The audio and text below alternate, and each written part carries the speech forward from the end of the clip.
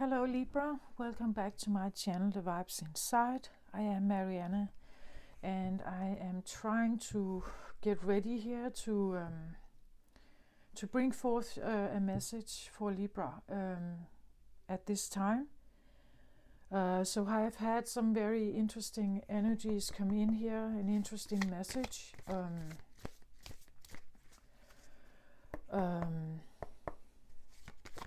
And I had to just immediately sit down and get myself ready. I'm almost not settled in quite. And that could be actually maybe something you or the collective may feel is like not quite ready for what is here or what's coming. Okay, so I had something like first of all, I had something like how can I say this? Humanity is in a transformative period right now. Astrologers and New Age people, they talk about the split, the fifth dimensional is coming towards us, and it will of course require certain changes. Some will go along and some will stay in the third dimension, and there will be different timelines. So some will experience the world in one way and some will experience it in another way, in a new way.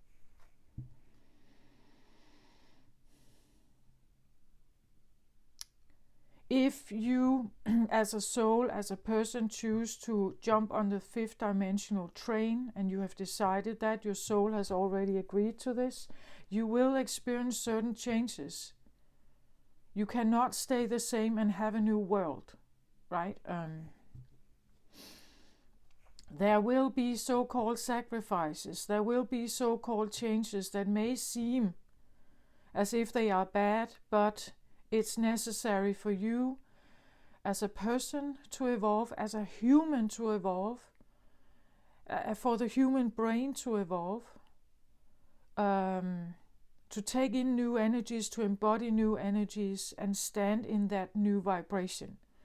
You cannot stay the same and expect to find, feel, sense, interpret, judge differently. One of the things that I feel like we are very much, it's so fast here.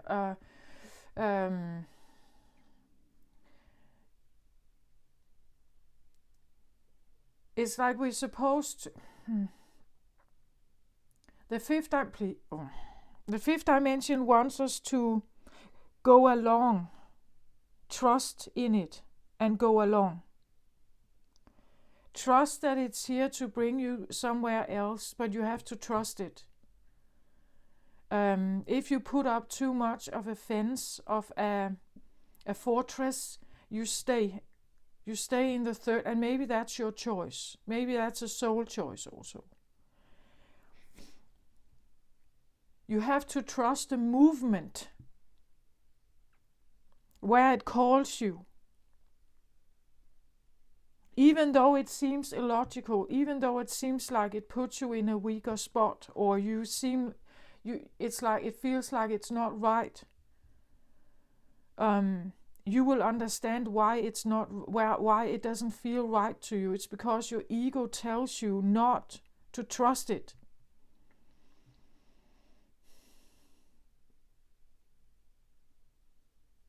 It will feel very different. It will feel like it's almost like an oppressive force. It will take strength from you. It will challenge you. Yes, it will.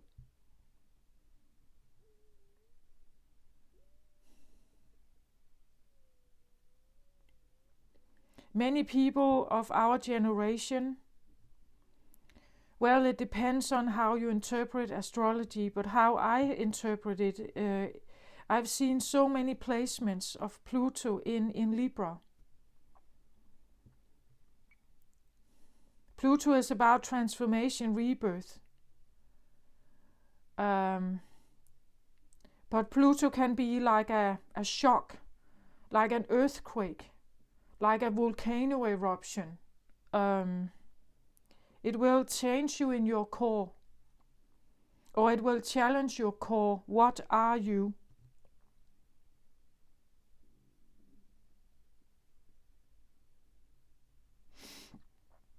Right now we have Pluto entering Aquarius, so Aquarius is the new thinker, right? Aquarius is the one that sees outside of the box, that looks for answers that are not yet here. Voices that are not yet here, sounds that are not yet here, ways of healing that are not yet here. Aquarius is collective energy, it's not selfish. It's for humanity. It has a greater thinking. It's like a bigger brain that we have not yet tapped into. What I think is here, and it's an invitation, you just have to trust it. You can't go there if you're not trusting it.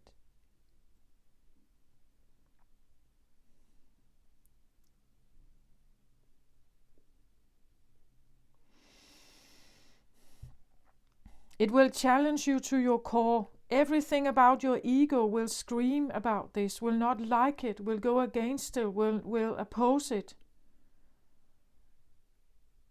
It's a love vibration. Fifth dimensional energy is love and light vibration. We're not used to this.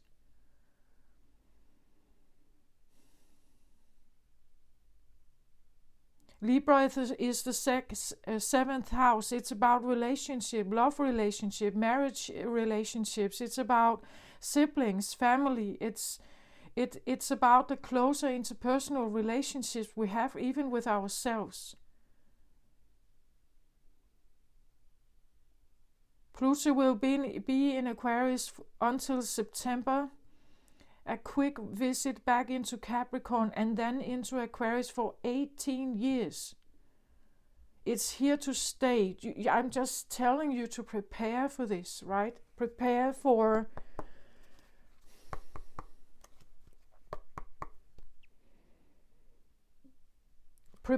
being challenged. Prepare for being like you will be facing your ego, I think, in the closest relationships.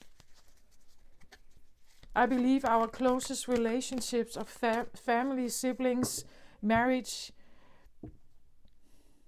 it's going to be challenged. We're going to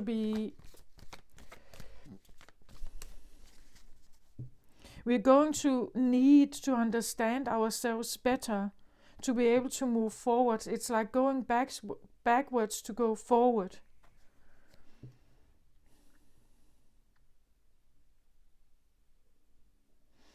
Libra is all about the scales, about balance and harmony. We can have balance and harmony if we don't accept change or new to come in. We can't make new changes. We can't choose new paths. We can't unless we decide to. There's a choice here also, a choice to trust. Whatever you may feel, even though it challenges you, it will challenge you away from your close ones, perhaps, away from your so-called friends, away from your normal everyday life.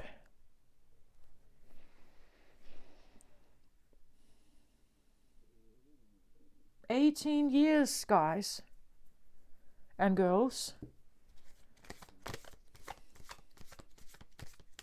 Libra is ruled by Venus. This is a love frequency, right? It's about relationships, love. It's about the one we fall in love with, the one we choose to live our life with. There will be breakups.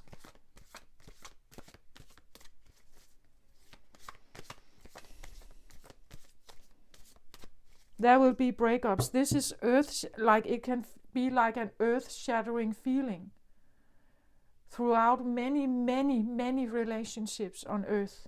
What family actually is. Whom to trust, right?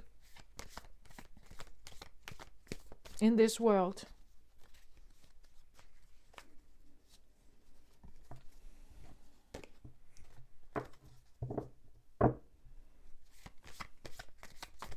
and this is necessary because I got a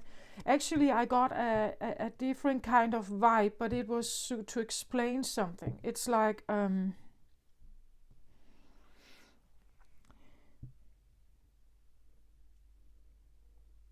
it's about our consciousness level.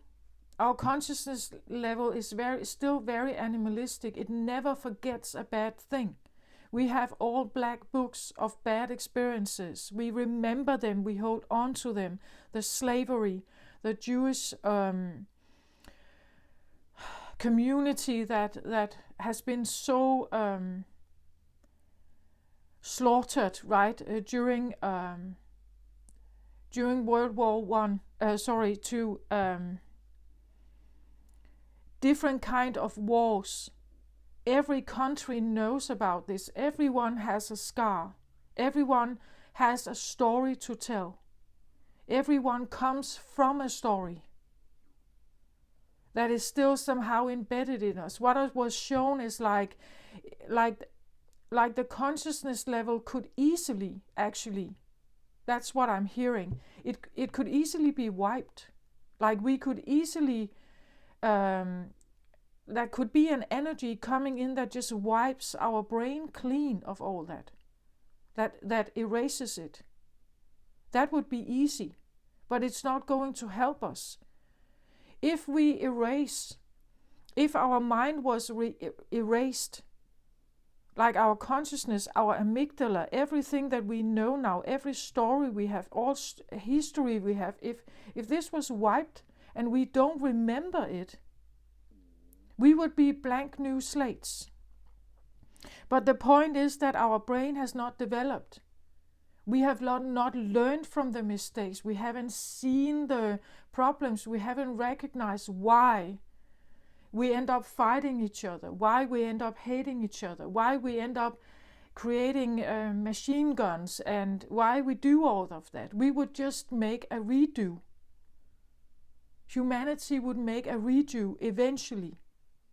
Eventually we would still punch each other in the face. We would still hate each other for what we look like. We would just do a redo of what we have already experienced. So even if our mind is forcefully erased by an outside source, we would not learn. We as a human species will not evolve. Like this mind control or this mind erasing, that would be easily done. That's what I'm hearing. But it's not chosen because humanity has to evolve. Humanity has to go from a small green tomato to a more evolved state towards the red tomato, right? We have to recognize the dynamics of why we have gotten to where we are now. And if we want to change that, we have to do something. Choose differently. Choose more wisely. Become aware. We have to be brave. We have to maybe walk away or stand up for our beliefs, or even if it breaks the closest relationship you have. You will have other family somewhere else. The family bonds are not what they look like.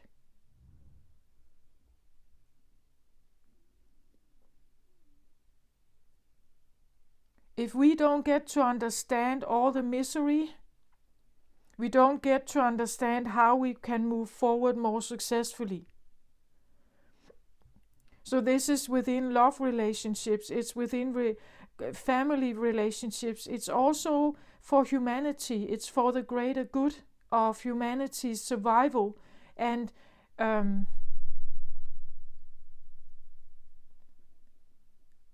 moving forward with a different brain. Like we have to evolve our brain from this zombie 9-to-5 matrix hamster wheel. We have to get out of this thinking. and evolve towards something else, we will be shaken like like puzzle pieces.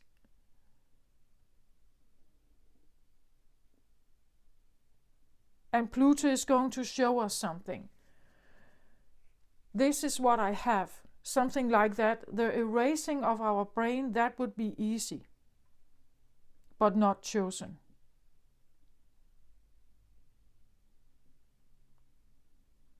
Like to erase our memories would be easy, done.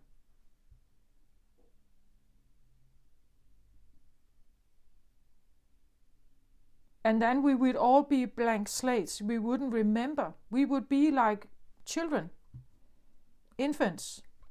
We could start over. But the point is that when this is forcefully done, we will not develop. We will not understand how to move humanity into a new era. We would not understand. It's like being toddlers that now go to school, right? There is an evolution from the toddler state to the school child.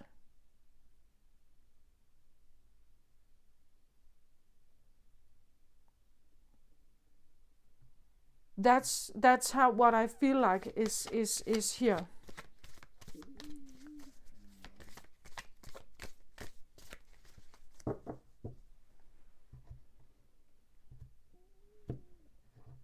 So this will, this will be for, I feel like I'm reading for Libra, but it's about harmony. A lot of people who live currently, what was it, born between, what was it?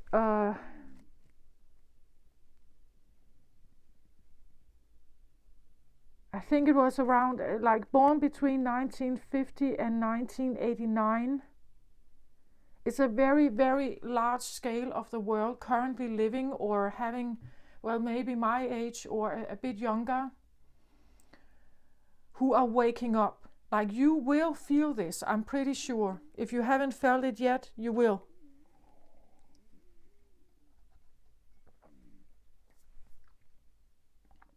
It's a bit like we are asked to learn from our mistakes. We are asked to learn from our selfish egos. We have to surpass this state to align with new energy of higher frequency. Actually, we are asked not to be afraid to die. Like this state of humanity is asked to retire, you could say, and move towards something else. We are asked to leave it behind, to give it up, and move towards the new frequency. Again, you cannot stay the same and expect new. Like you have to be able or willing and trusting that whatever is coming is for a better, like a better life, or that you are opening up new channels, you're opening up new centers in your brain. It's the same as with a child, like a child that is a toddler, they experience the world in a very specific way. And when it becomes a little older, it knows more, it can do more, it's more capable, it navigates in a different way. When it goes to school, now it's a new world, it's different. There are other things to learn, other things to know about. It's the same thing. It's exactly that.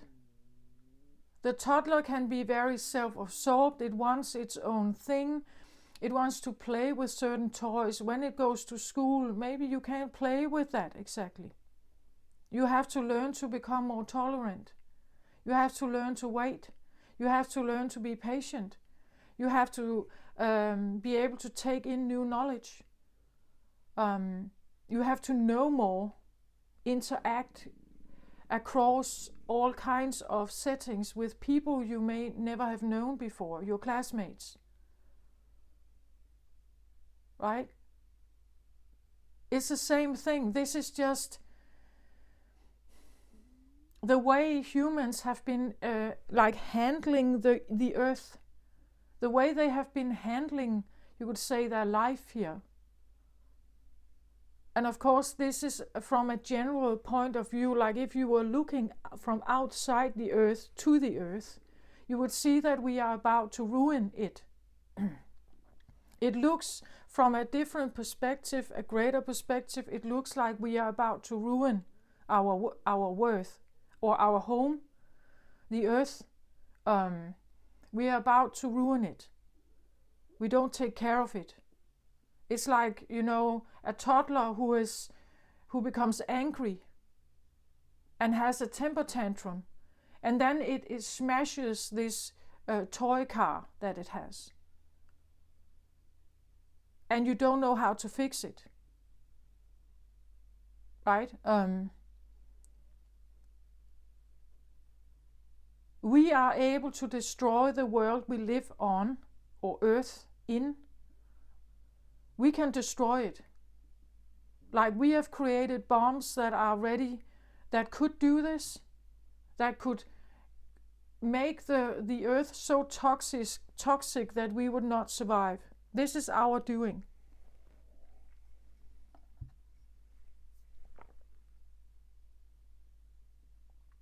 And this is what I feel like we are supposed to figure out, to understand. We have to leave the toddler state.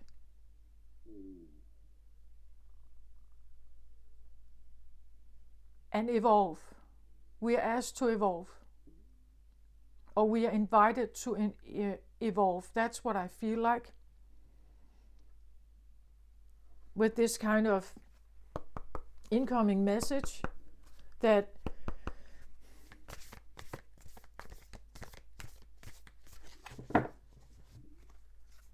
if you feel like you are constantly repeating almost the same patterns with relationships, you see yourself engaging in one relationship and it turns out bad for you, and you find a new partner and it turns out bad for you, you're supposed to figure something out here. You're supposed to understand something about it, that it's not working. Why is it not working? For you, perhaps, why is it not working? Why is it not working for them, right? We are asked to be able to see beyond our own nose, to know more, to have tolerance for many different kinds of ways of being, living, understanding in a different way, living in a more loving space. That's what the fifth dimension is all about.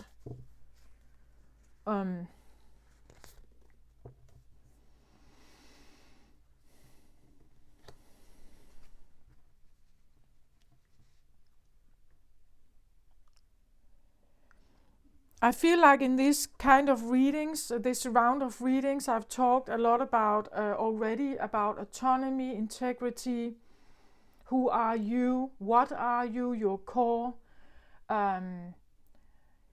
autonomy, something like that. And I get it's still here. It's still here.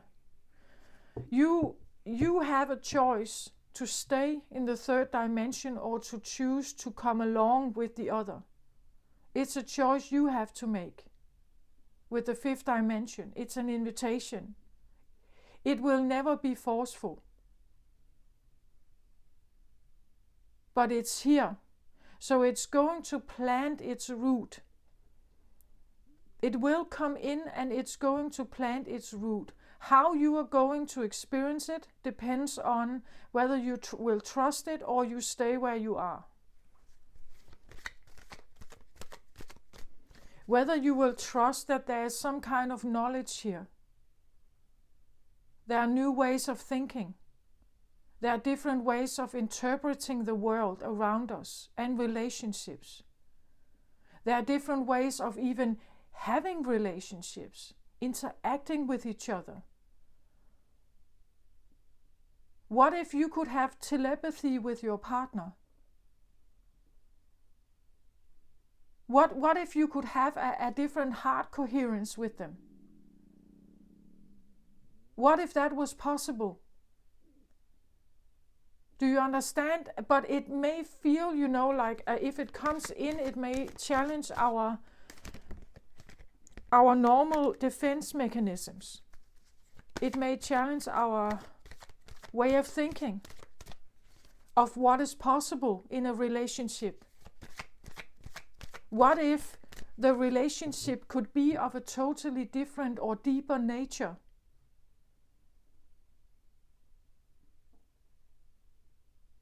What if that was possible? Things we don't know today.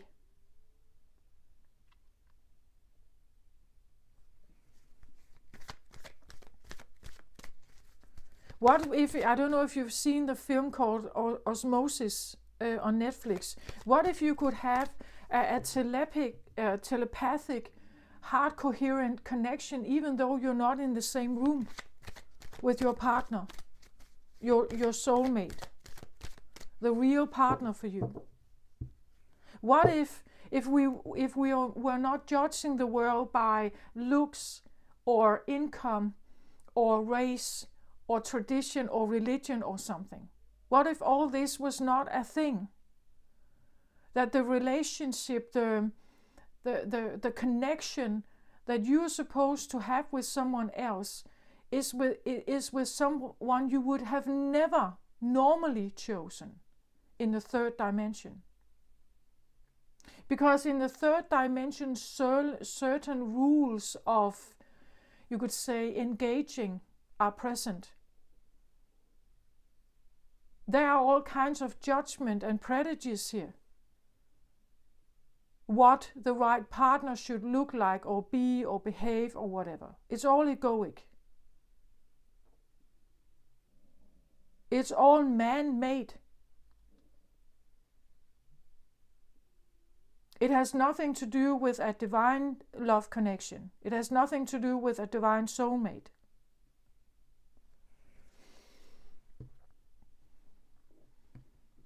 But we have to trust, right? We have to trust that there is a partner. And now I'm saying something that may seem a little bit strange, but what if there is a partner that is divinely chosen for you, to you, for you, with you? You are chosen for each other. You would be a perfect match. But that match, it depends on whether you can take your egoic glasses off.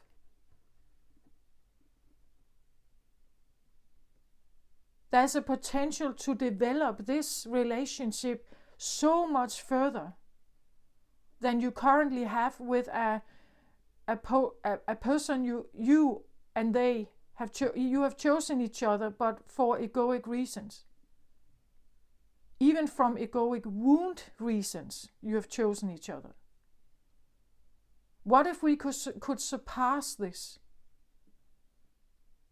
Like, what if we could say, okay, I've learned my lesson here. I'm now entering into a different kind of era. I'm choosing differently for myself. They are choosing differently for themselves.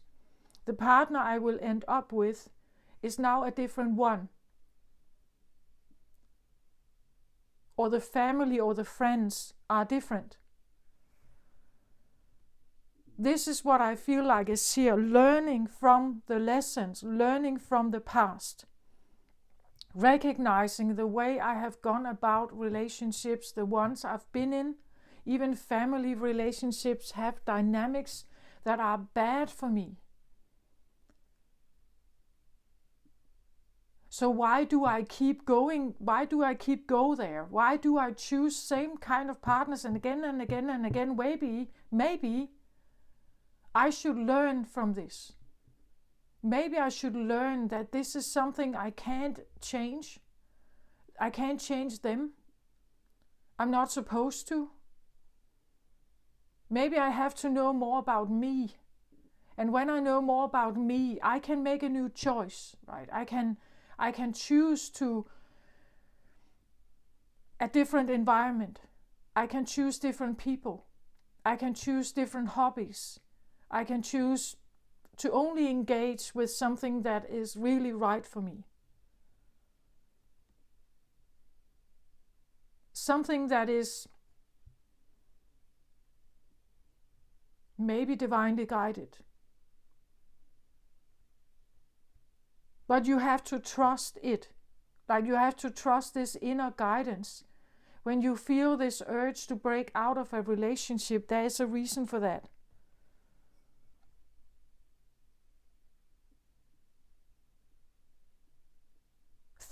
Of course, take your time to think about it. Analyze it, figure it out. Is it truly the right choice, or do you want to stay? And if you want to stay, why do you want to stay?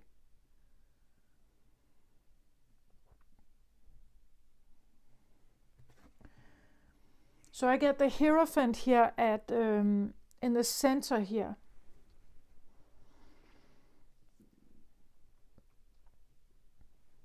So this is Taurus energy. It doesn't have to be for you out there. I feel like it's more the image, right? The image of, for me, he also comes across as the cardinal, someone who stands in their own integrity, someone who knows who they are. They have self-worth with the golden cloak here. They have wisdom here.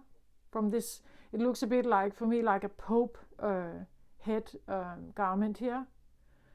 They have the beard of wisdom and age, and this shine that comes from them, because they know where they are going. I see him also, because it's like there's this giant window behind him. I see him a little bit like he's levitating, actually. It could be a door, it could be a portal. The sense that something is either entering, or something is, entering a portal here. And I said it before, like there is this, the portal is here. It's just, which one do you choose? Do you choose to stay, or would you choose to go along with someone like this? Would you trust him? Would you trust his advice, whatever he is trying to tell you?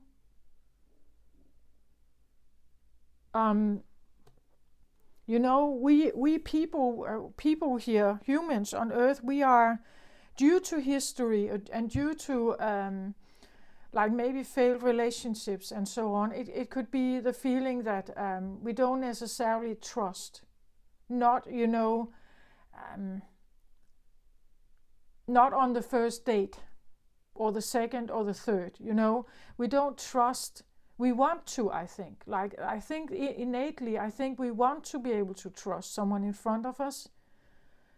But there's, of course, life experience here that tells us that maybe we should just, take a breather, sleep on it, and then we can meet them again, perhaps, and then engage a little more, and we will see whether it's a fit for us.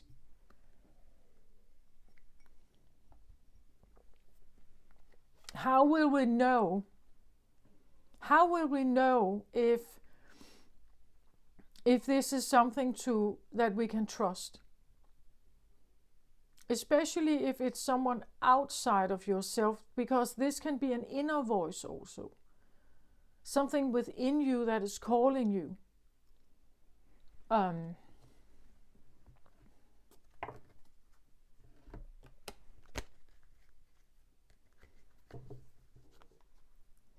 At the bottom of the deck here, I get the 7 of Wands, and this is exactly what I've talked about. The 7 of Wands is when you are on guard. You're trying to fight off these other wands that come in here and want to claim something or get something from you. You stand here with your wand and you're kind of just, like trying to fight it off. It must not have access to you. Or you're fighting for something that you want to protect. This can be a marriage, it can be a a person, a child. It can be part of yourself also that you don't want anyone to have access to. So you decide to be on guard, you know. We could talk about this as your heart. And you are, you know, like protective of it. You're protective of it. And this actually, I feel like, is the state of humanity. We are very much like this due to our history. Due to, of course, like big historic events, but also our own personal history. And memories or stories or, you know, things we have learned from our parents. Things we have read or heard in the news, history books, or woundings that have been delivered verbally through our parents or grandparents. So we have a natural defense system here that is activated in us, and but I also see this as, through this, you can actually learn this. Through this, you can accelerate. This is third dimensional energy. This is fifth dimensional energy or more, right? Look at how he shines here. You can surpass your old woundings, or you can live in them. Like these can direct every choice that you make, everything that you think, every choice you make can come from this place. But you can surpass it or choose to surpass it and go in a different direction where you now become, here you also feel like the world is against you, or people, that there is a lot of force towards you here. You have to be on guard. Here you have to be on guard. Here you see him standing here. Nobody is trying to like force anything upon him. You could say he is safe. He is, you know, like in charge of his world. Nothing is trying to change him. Or I talk about this again, this about autonomy, this feeling of, and I know it sounds crazy, right? I know it sounds really crazy. If you, for instance, if you stand in Ukraine at the moment and you feel like there's like heavy destruction around you from the war that's going on, how can you even imagine to like move from this position into a position like this, where there is no fighting, there is no war? This, I want to say, this is possible. And it is possible. It all depends on your choices. For instance, if you stay here and you fight, right? You participate in someone else's fight. But do you have to? Like, do you have to be here? I know, but, and I get it. It will challenge everything we think about. Like, do you want to stay and defend someone here? And maybe you choose it and it's great. But you can also ask yourself why you're doing it. Why do you defend this? Why is this so dear to you? Or is it even dear to you? Is it even your fight? Are you fighting someone else's fight? Are you fighting your grandparents' fight? Your grandparents' woundings? Is that the reason why you're here? Or is it truly your fight? Are you engaging in a fight that is not even yours? Do you even want to be here? Or even just the question, why am I even fighting? Is it worth it? Do I even know what I'm fighting for? If this is your heart and you don't want an invasion, you don't want it to be broken or something, still know that when you have this, you will be on guard. It means that you're not open. You can actually not engage with someone else in a loving, open fashion. It's not possible if you stand like this. This can also talk about we bring old wounding into new relationships. So if you have been left before, or people have tried to, abuse you perhaps here, if you take this with you into a new relationship, it probably will happen again. Or you will be the abusive one. If we don't become aware of this, the story that we carry, this baggage, this rucksack that we all have somehow, but you can transcend this. You can come from this point into a different version of yourself here. Where here you stand with a different sense of autonomy. You have evolved your sense of self. He is also sometimes seen as a priest. The Hierophant.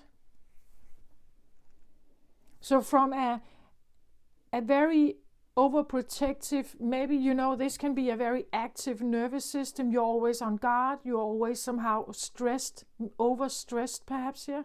Very stressful. You get to a point of, peace perhaps, You get like figuring out a place of peace.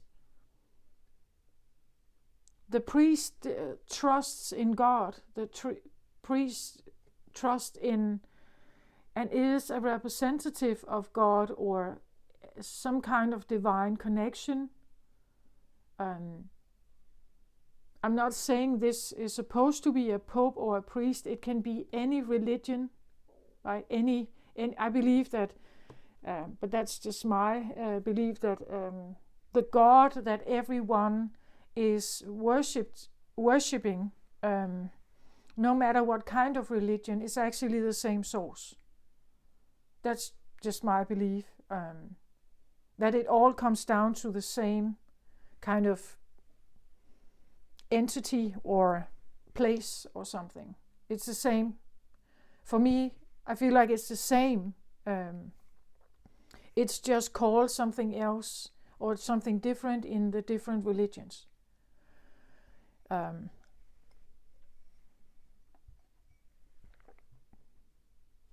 There's a lot of purple around this guy here. And the purple always represents crown chakra. For me, this is like a strong intuition or a feeling that you are corresponding with something out there. The purple is, and there's nothing here, right? It's quite earthy.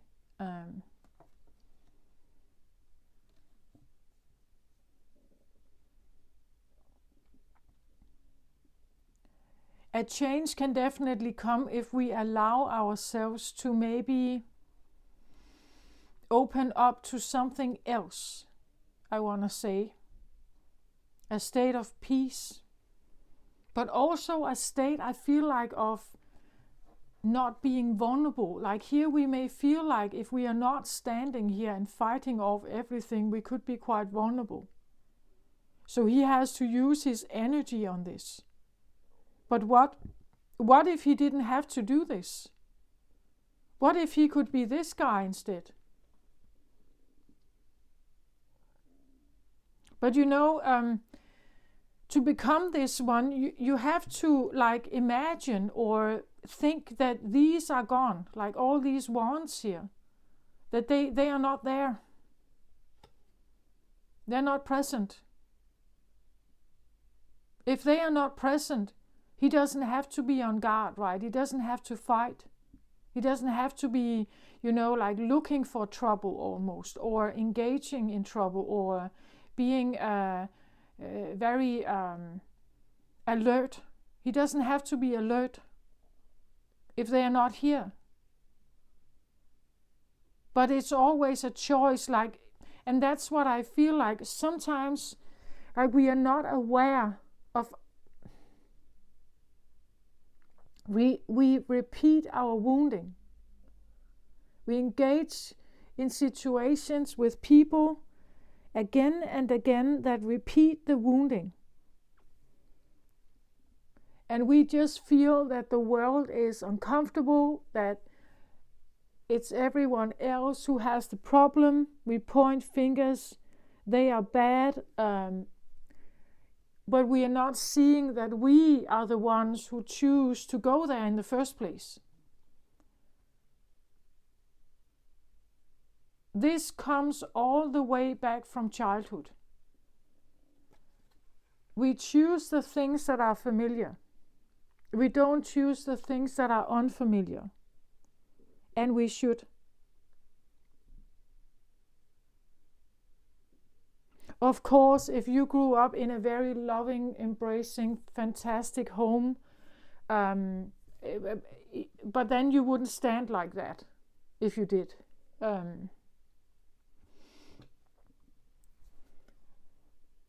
If you did grow up in a very loving, understanding, beautiful home in that sense, you would still choose the familiar. So you would look for partners like that. And you will probably not stand like this. So it's clearly that I'm reading for those who feel like this, right? That the life is a one giant big struggle. That if it's not my boyfriend, then it is my boss who is after me here, or it is at work it seems rather okay, but then my spouse and me, we are always in a struggle. We are always, and at home it just feels like it's so maybe aggressive or, something like that. But it all depends on whether he is engaging in it or not. This is one of the big lessons. Like, if you are in a situation like this, learn from it. Why are you here? If this is a disturbance for you, if this feels challenging for you, why are you here? Is it because, as a child we were maybe in situations like this and we couldn't win, you could say, win?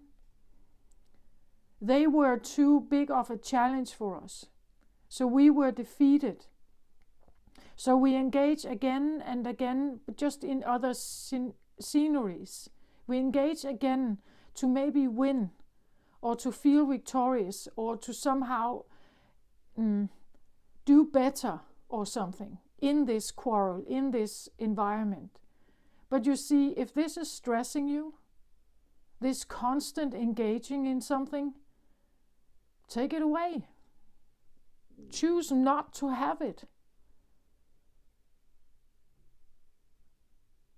Choose not to have it. Choose not to engage. Don't take the bait. Don't go there. Don't visit. Say no to them. But this can be easier said than done, right? I know this very well. If you actually do that, you decide, I don't want this in my life at all.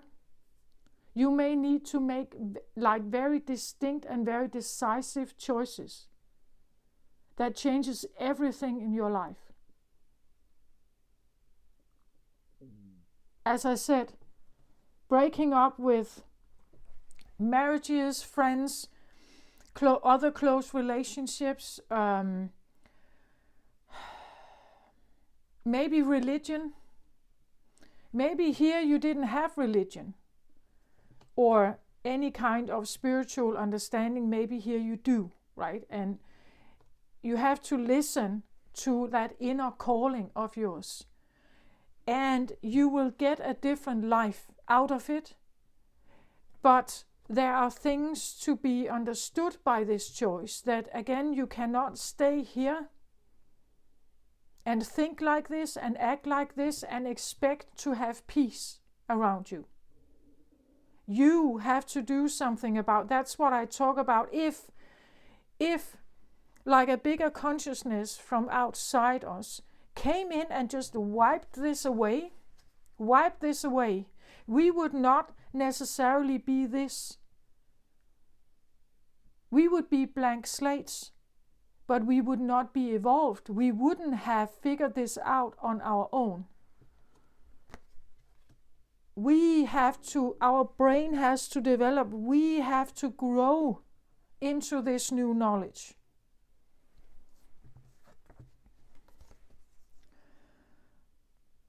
Lalita, the red goddess, playfulness is a spiritual power.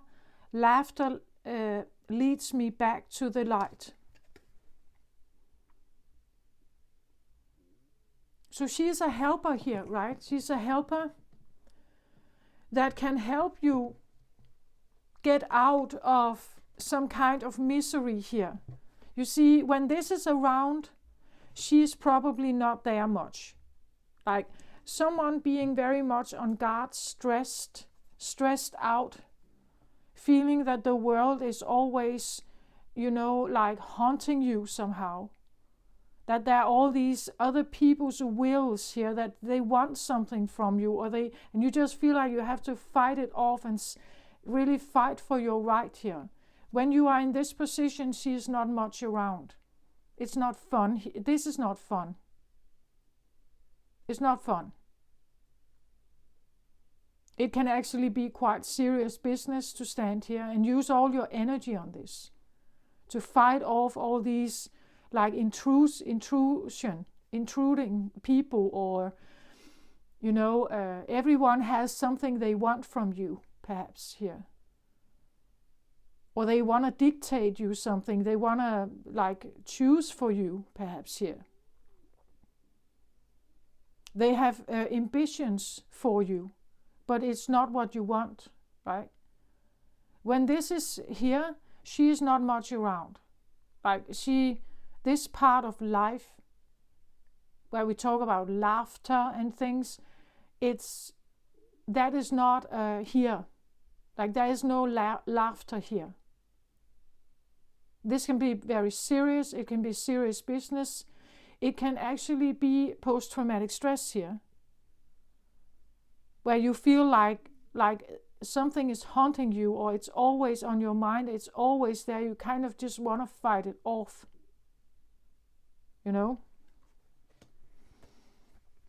But this is here, so laughter can be a way. Playfulness is a spiritual power.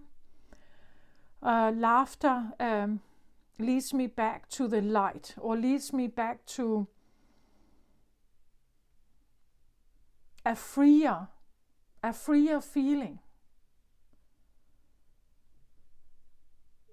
A freer feeling of life. But you see, it's easier to laugh if you know that there are no enemies at the door, right? If there are enemies at the door trying to come in, you can't really laugh much, right?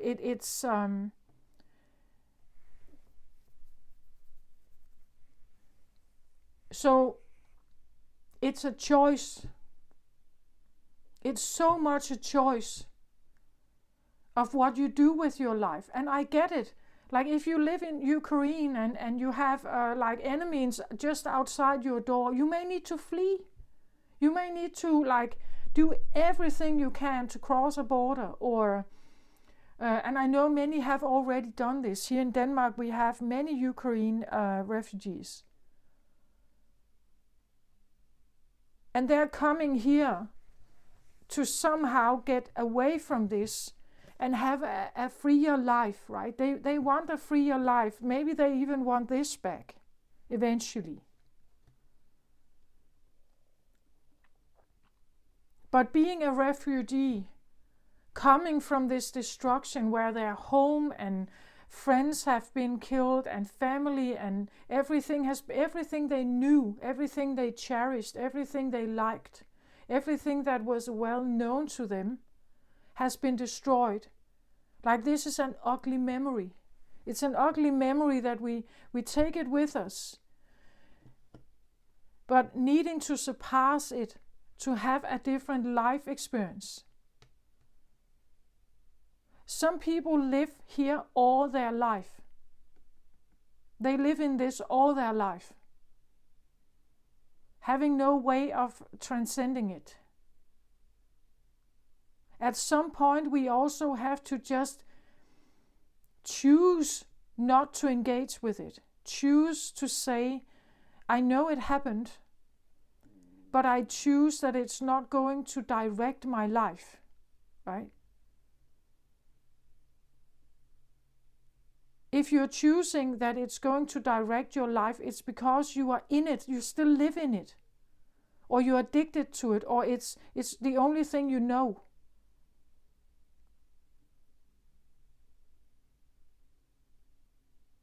Or you choose to just trust this more. Like this state of instinct and this state of constantly being on guard, this state of engaging, that this is all you know.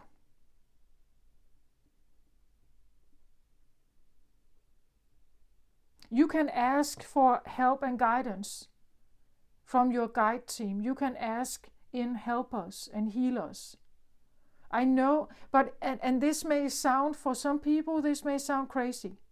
That's something outside there. If my doctors can help me, why should I believe in God? I would say, why not believe in God? Why not choose it? Like if you've tried everything else and it's not helping, why not try it? At the bottom of the deck for Lalita here, I get Tekla, the process of true power.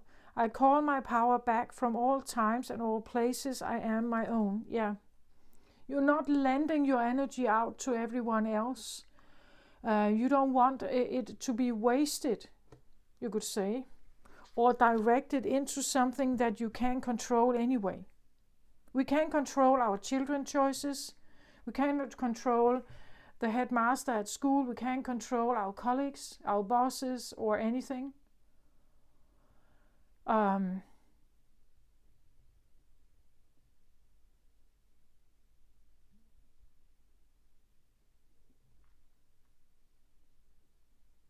When you start to call back your power here,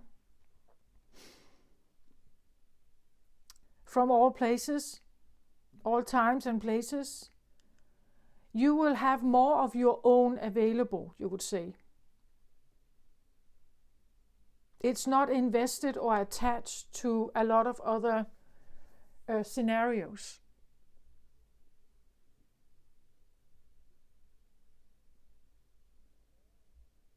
Here it could be this feeling of you're trying to detach yourself from involvement, right? And they are here, like they are in your face asking you, let's go out and have a drink as we used to.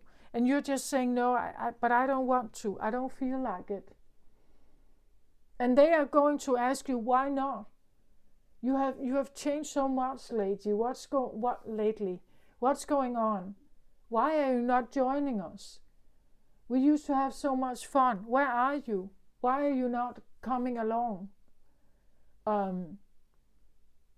Why are you not invested anymore? Maybe you have been invested in all these people around you here. But now you're calling your power back. You're saying no. Or you can choose to say no. These are driver cards, so they can sometimes be what comes before this. So one of the ways to have more peace or more autonomy, maybe more laughter and fun and playfulness in your life, is by disengaging from being like enmeshed or very attached to other people. Call back your power here to yourself. But this can come across as selfish, right? It can come across as you are not social, you are not particularly interested in other people, it may seem like.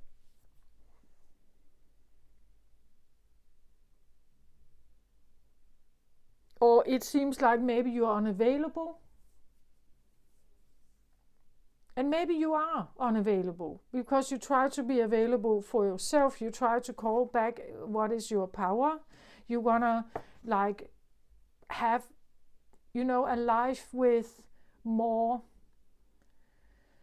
something that amuses you, something that is fun to you or playful to you, something you can laugh about, and not necessarily something the group laughs about. But it makes you more magnetic, it makes you more enhanced, or it's like your aura here becomes more full, you could say. When you know what actually makes you tick, what actually is great for you, what is filling you up with positive energy. So you would say maybe you have been engaged with other people here, but there is no big shine from this guy. A bit in the background, right? But it's not him shining. This is him shining here.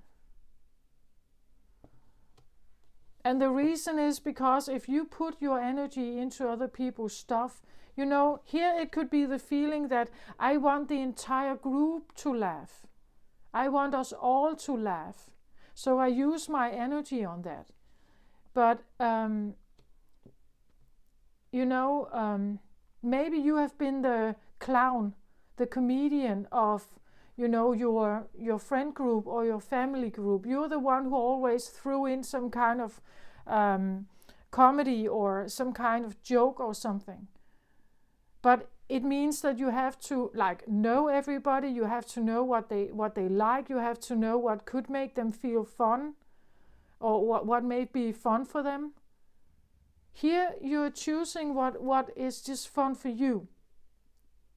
And again, I know it seems selfish. It seems like you are not engaging, and why do you not consider the others and so on? And it's not like that. If people truly cared about you here, they wouldn't, stalk you, or they wouldn't try to engage with you if you are on guard here. Like if you say, I need alone time, I want to be on my own, or I need a break, or I want a vacation or something, they shouldn't, fight you if they love you, right?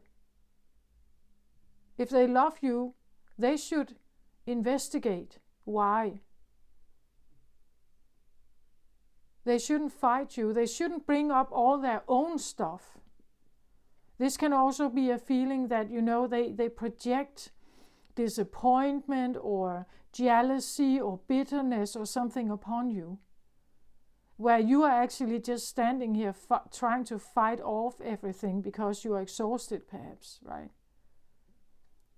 You're fighting for your own right. You're fighting for your choice or your path, This can be career path, any kind of path. And receiving judgment for it, right?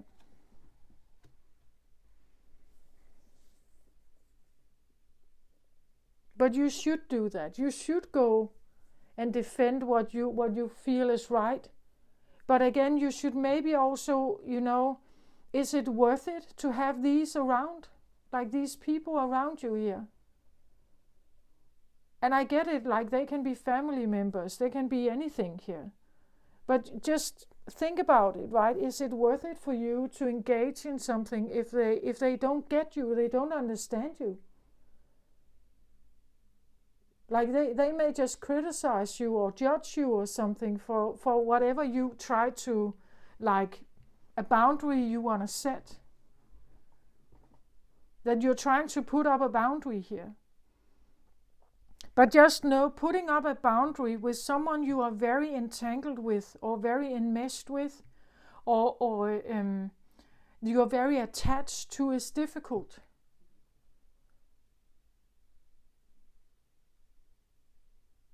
The more you detach from them and the outcome between you, like this talks about that You may even have to consider that they may be miserable out here. But it's not up to you to make them happy, right? We can help people, we can be there, we can listen, but their own misery or jealousy or bitterness or whatever this is, it's not up to you to make them happy. They too have to find a way where they can be like this.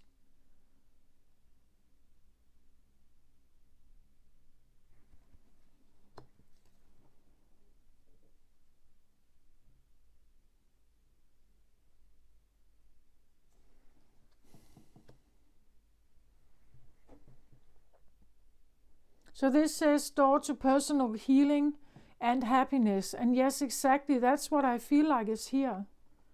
Like the fifth dimension, the door is open. You can choose to go here. But just know that shifting from one dimension into another is not... you will be asked about something. Like, again, it means also, will you respect what's on the other side? Like, will you go from the third dimension with certain beliefs, certain needs, certain convictions, certain maybe judgment? Libra is the judgment card, the judgment card. Will you take that with you when you enter into a new realm? Will you respect what's here? Will you adapt to its laws? Like the third dimension is governed with certain laws and understandings, the fifth dimension is governed by something else. So will you accept those new rules? Will you take them in and live by them? Can you put aside your egoic needs and actually embrace these new ways of living, breathing? Can you do that? Are you willing to do that? Everybody wants to heal. Everybody wants to, everybody wants to heal. Everybody wants to feel good. But are you willing to put in the work?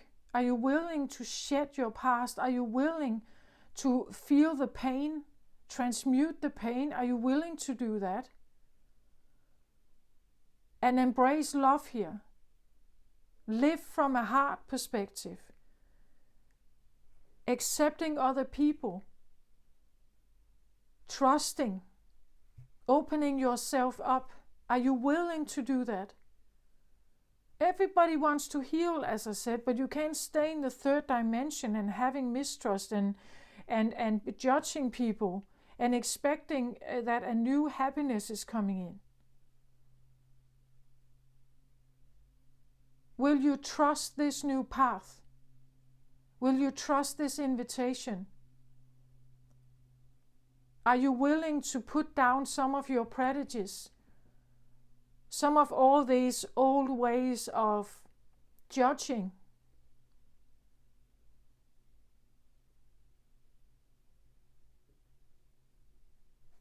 At the bottom of the deck, I get the temple path here. The temple path is very much a card of, that you see that there's nobody here. So this is a part of sometimes going alone, being alone. Maybe, again, as I said, you can break out of relationships. It can be about meditation. It can be about religion. It can be about, that kind of path. The temple path can be about clarity of mind, wisdom. It can be about a totally new way of thinking. It can be about accepting other people, accepting that they have their own life, their own.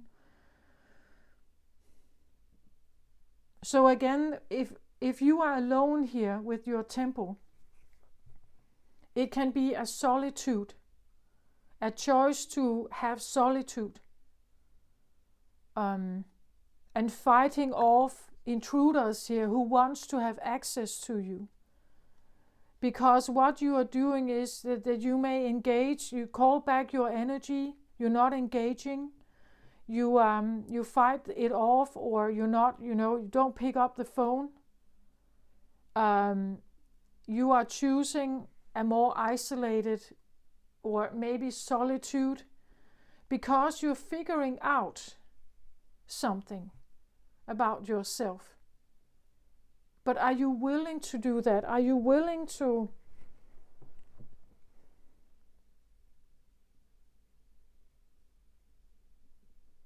I know, for instance, for myself, even though there are all these Pluto energies currently going on here, and my Mars is Aquarius, so yes, I feel it, but how it comes in for me is rest. Rest and rejuvenation. It's again, I've said before, I have been asked a long time ago to slower down my pace. Now it's even more. Like now it's resting. I'm asked to rest, which goes against everything in the world, right? We're not supposed to rest much. We're supposed to work. We're supposed to participate. We're supposed to be social. We're supposed to engage in all kinds of stuff. I'm asked to rest. I can feel it strongly. To rest.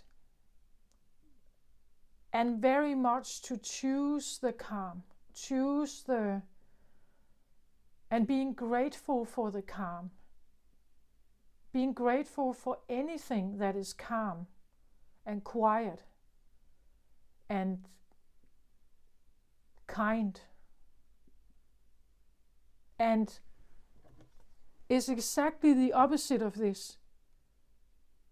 I'm asked to let all of this just be, whatever it is, whatever it's engaging in, whatever it means, whatever it wants, whatever it thinks. I'm asked to just not engage and just rest. To put my own armor down and just rest. This is what I'm asked to currently. And if I ask my ego, it would say, but that's a very bad choice, right? Because in this world we live in, we have to be able to da. Resting and rejuvenating is not really a choice here, right? So either I trust it or I go against it. And this can be exactly what you will be called to also. Will you listen to this voice?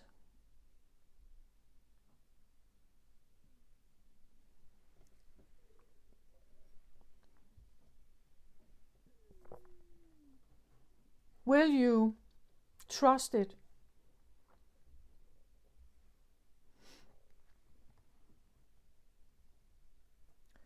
Will you choose it? Because maybe you hear it, right? Maybe you hear the call. Or maybe you hear the message. Maybe you feel it in your body, but are you doing it? Are you following it? It has taken me quite a while to actually follow it, really follow it. I've been debating with it a lot, back and forth. It has taken me years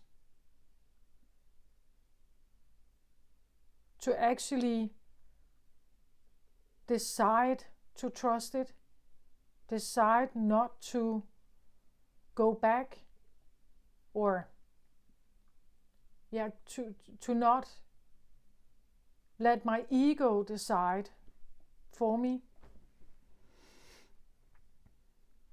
Another card on the Hierophant, please. Look at this. I get Empress energy here.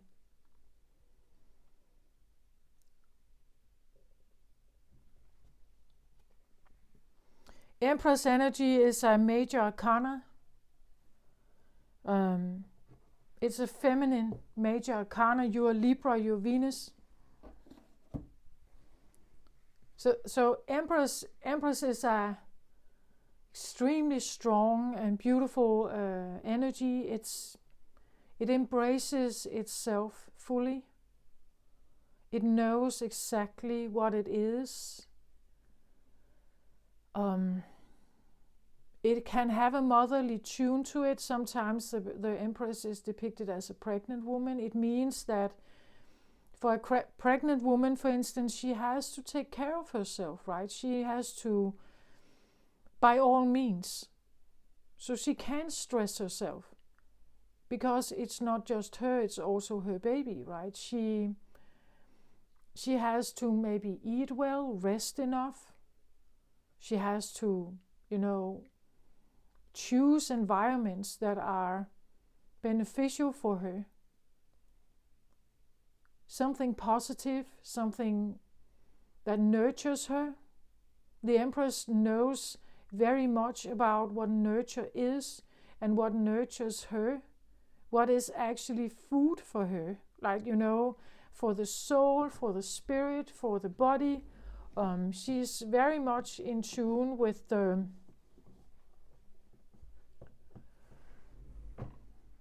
and she cannot be bothered, right? She cannot be bothered even if others have all kinds of claims on her.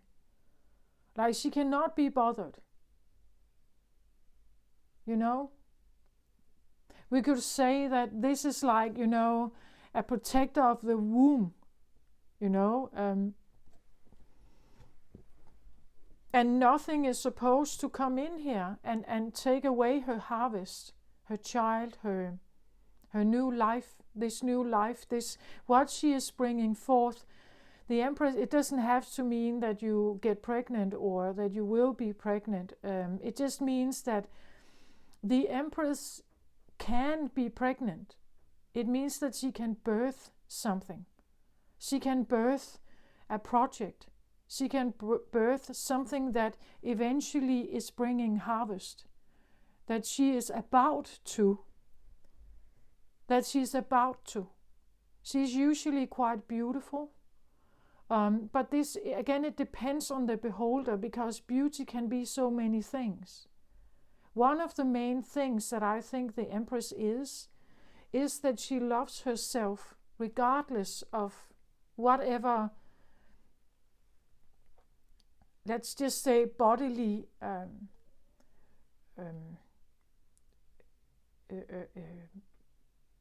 visual way she may look. Like, she may not be like what fashion dictates, right? Like a slim, natural, long-haired woman. Like, she could have any kind of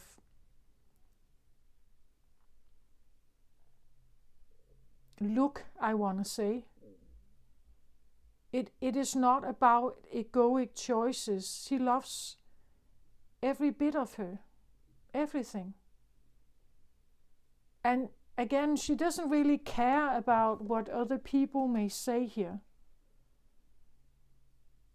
Like, if there are any kind of, like intruders here that want to change her, that want to change the way she looks.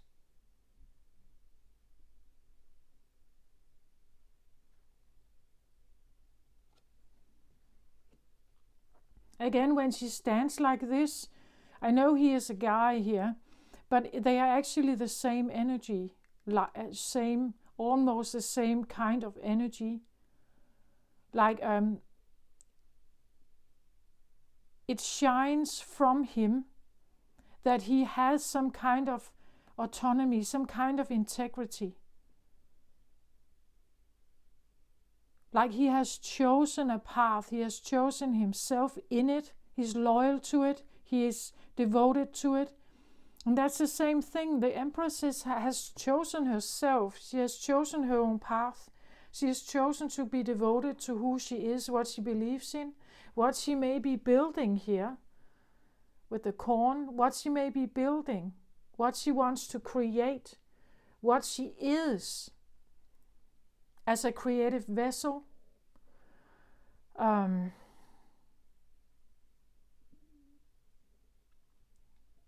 You know, she can have a particular style of clothes, or look at the headdress here. Again, it's quite particular, like this one is.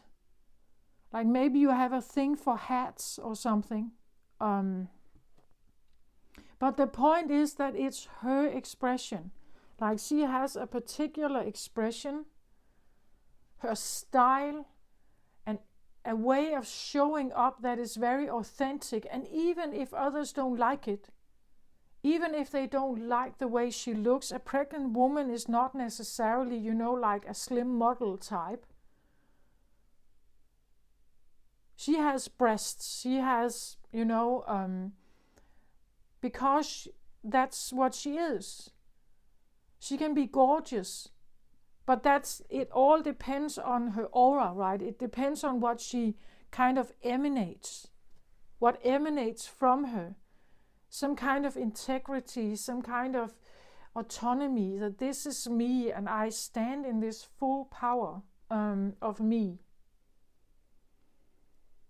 And because of that, and I know who I am, and I know what I want, and I'm guided by something maybe spiritual, like the Empress is usually, we say that the Queen of Cups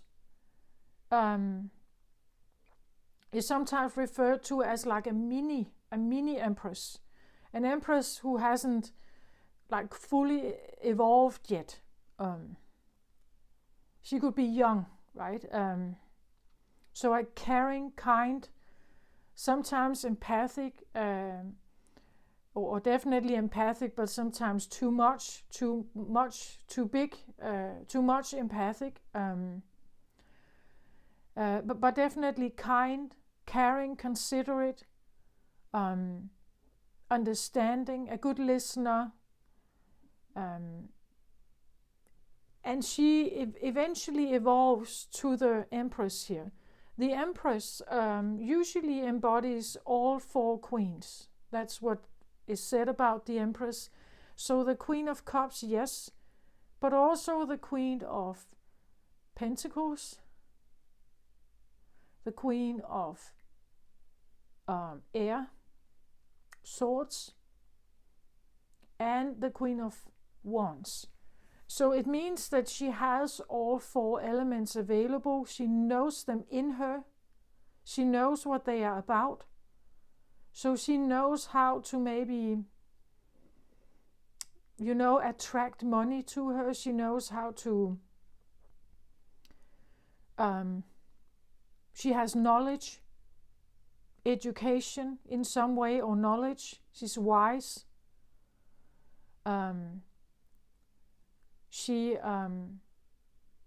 She knows her wants energy, what she wants, where she wants to go, and she directs her wants energy towards what it is that she would like to develop or grow or create. And she's doing so even though others may not like it or understand it, or they think it is a bad idea, or they don't get it, or they don't support her. She's doing it anyway.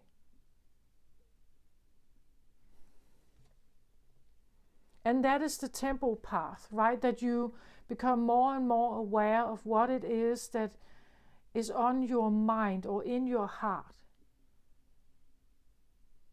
And you can live under a certain amount of pressure, but this is about, you know, like a life fulfillment. This is about the feeling of being absolutely and authentically in tune with what you are and what you want in this life, and what you may want to achieve, what you want to bring about. I don't know in what way she is an empress here. It could be that she embodies spirituality or religion here. That is one of her ways with the Hierophant. The Hierophant, I see the Hierophant also as he can be a therapist. Hierophant energy is usually something that is established in the world. It has where the High Priestess is more occult or more mystical or more behind the scenes alternative treatment and things like that. So the Hierophant has a way of becoming more of a therapist. That, like for instance, the journey of acupuncture.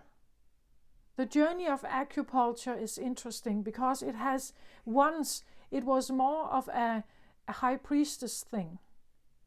It had not yet been recognized as having some kind of healer abilities or treatment abilities.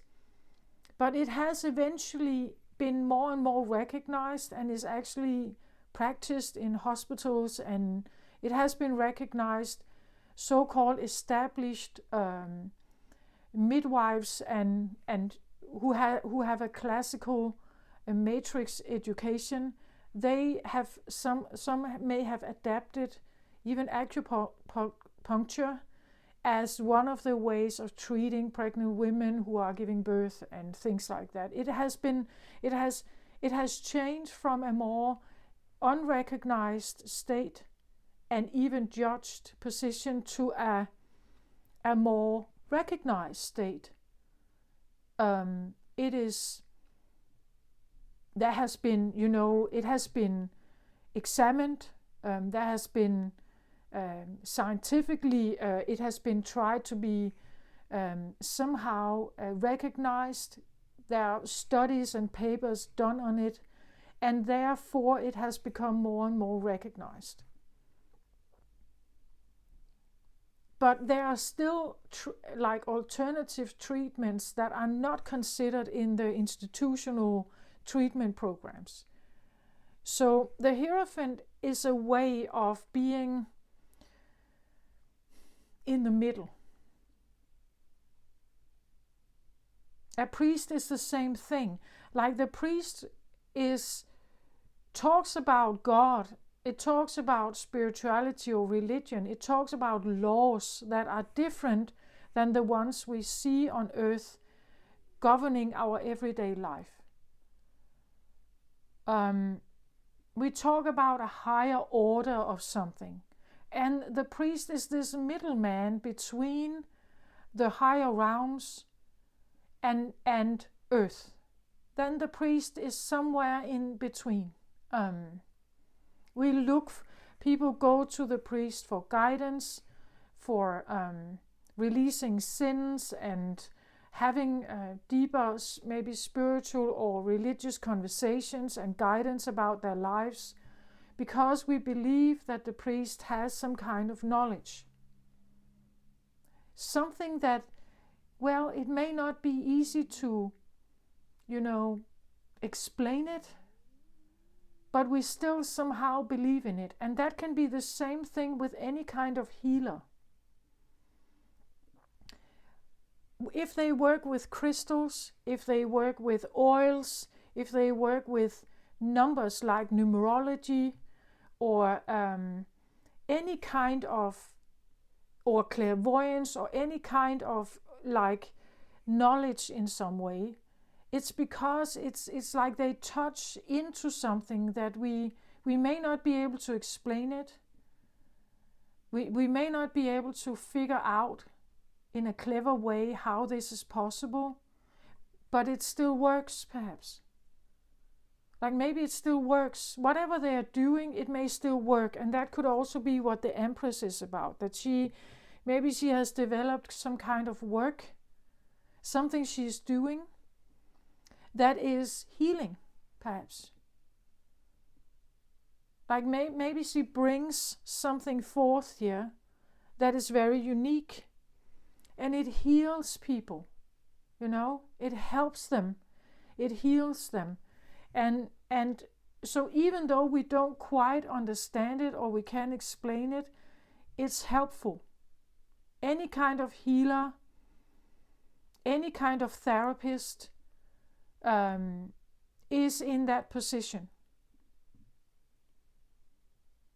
People go to them because they're offering something, even though we can't explain it fully. Even if it's just talk therapy, it's still healing, you know. Or it could be healing. Maybe it's laughter therapy here, you know, like someone who is like into like the, you know, laughter therapy. And that's actually a thing, right? You can go to someone who is a laughter therapist. You can have laughter sessions with others. You can practice laughing more with someone like that. You know, it may, like to our brain, it just seems like that seems so strange, but you can actually do that. And I think it helps. Like people who attend this, they do find that they laugh more. Not only in the sessions, but also outside, also in their normal life, that they laugh more. So even though we don't know exactly what's happening, it's helping maybe, you know?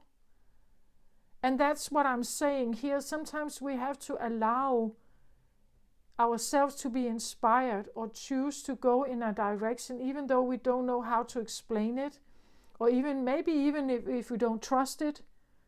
But still doing it actually takes us somewhere else. That can be healing here. It can be healing.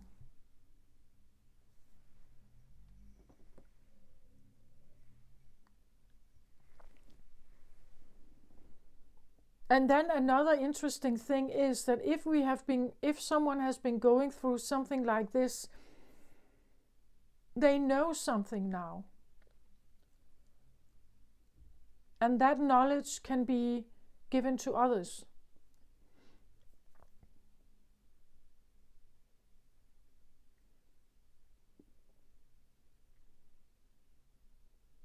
It can be given to others. It can be written down. It can be a book. You know, it could be, I think, for instance, H.C. Andersen, he had a way of looking at the world that was very special. But what he did is, his message, you could say, of healing was through his fairy tales. So people were reading a fairy tale and they could take it just for that, like entertainment. But if you look a bit closer, he actually has a message in it. A message of not being deceived, a message of not believing everything you're told, a message of standing on your own 2 feet, right? A message of daring, perhaps, or being brave, or trusting yourself. He does have that. His channel for conveying some of this were his fairy tales. So there could be a particular channel here for how to convey this or show it or bring it forth to others, perhaps.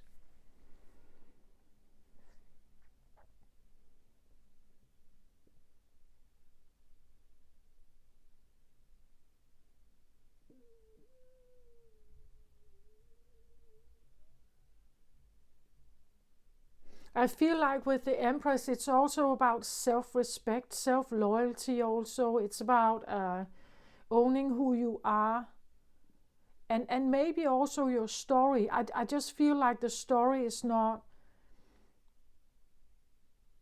or the wounds or something is not what brings her forward, right? It's part of her story, but it's not what brings her forward. the integrity that she is learning, the autonomy she is taking back, the authenticity that she's building is what makes her the Empress. Not the wounding, right? But what she's learning from the wounding. The wounding is a channel or a doorway to healing possibilities, but it's always a choice. It's a choice for everyone.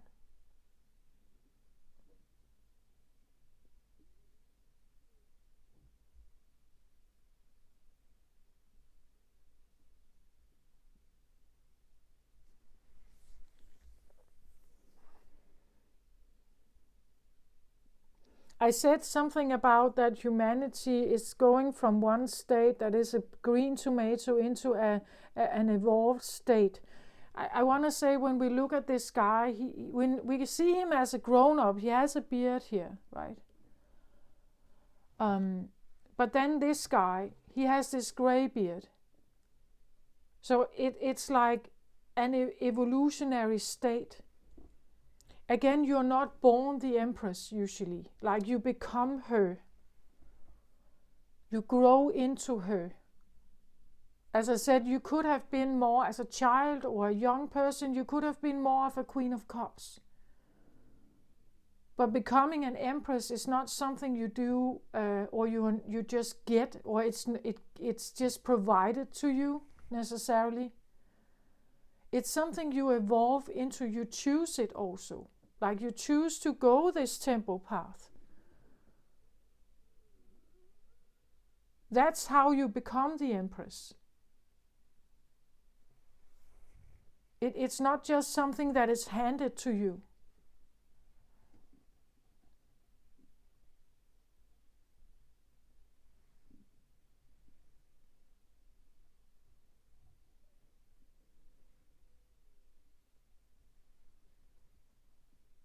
And again, the Empress is not just like, she can be quite magnetic, an Empress here. But she is also very aware of what she wants in her parameter. Like, she's very aware of what she allows to come near her. So what kind of men, and what do they want? What's their intentions?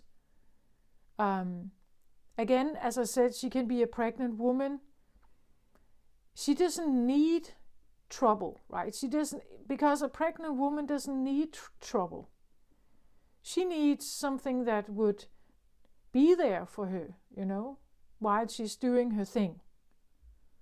A pregnant woman needs a certain man.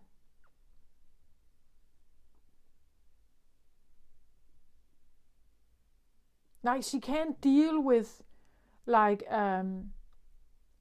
immature men, I would say. She can't deal with someone who wouldn't be there for her, who wouldn't care, who wouldn't take care of her or protect her, right? She can't be with someone like that.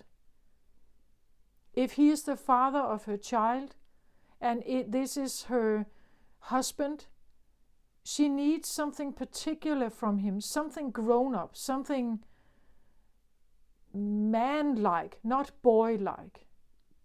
That's why she's looking. Her match is an emperor.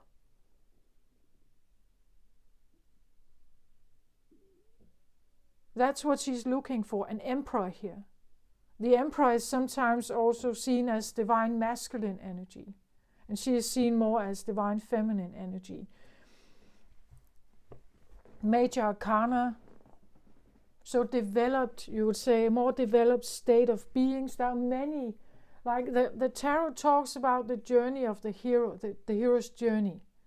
You start as the fool, you don't know much. You just get here, you're just born. You just have to figure something out. You go out there and you get bruised, things happen.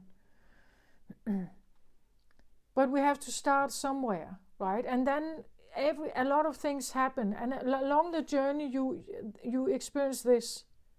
But this is not a major arcana. This is just life. Everybody may have this. This is a major arcana, this is a major arcana.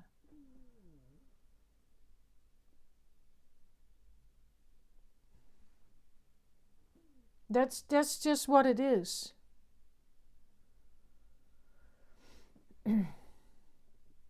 Along the way, we experience pressure, we experience, pain. We experience also success, we experience support, we experience lack of support, we experience falling and hurting ourselves, we've experienced getting up again, keep moving, endure something. We experience all of this stuff. Eventually we get to a state where we are choosing something here. Even if it means that you're leaving. Even if it means that you are leaving something behind. And this is where it crashes with our normal way of understanding what it means to be human. Because humans need to be enmeshed with each other.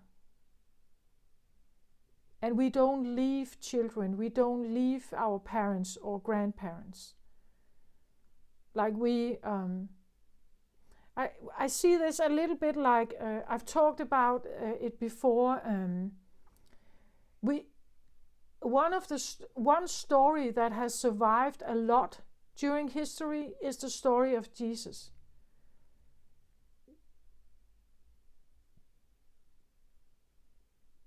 But what kind of young man was Jesus? Did he stay at home with his parents? Did he join the family job? Did he, at a fairly young age, he decided he needed to go somewhere. He had this vision.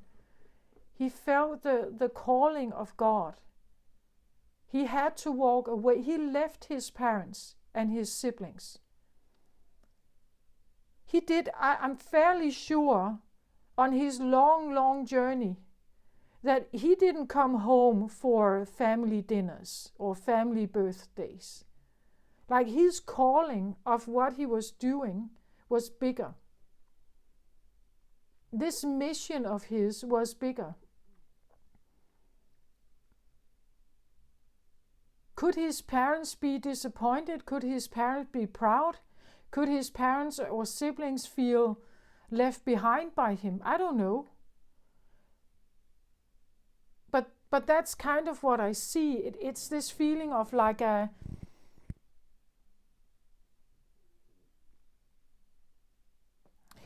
You see, Jesus could grow up in this family and it could be fairly good and quite okay for a while, but eventually it's like he grew out of it.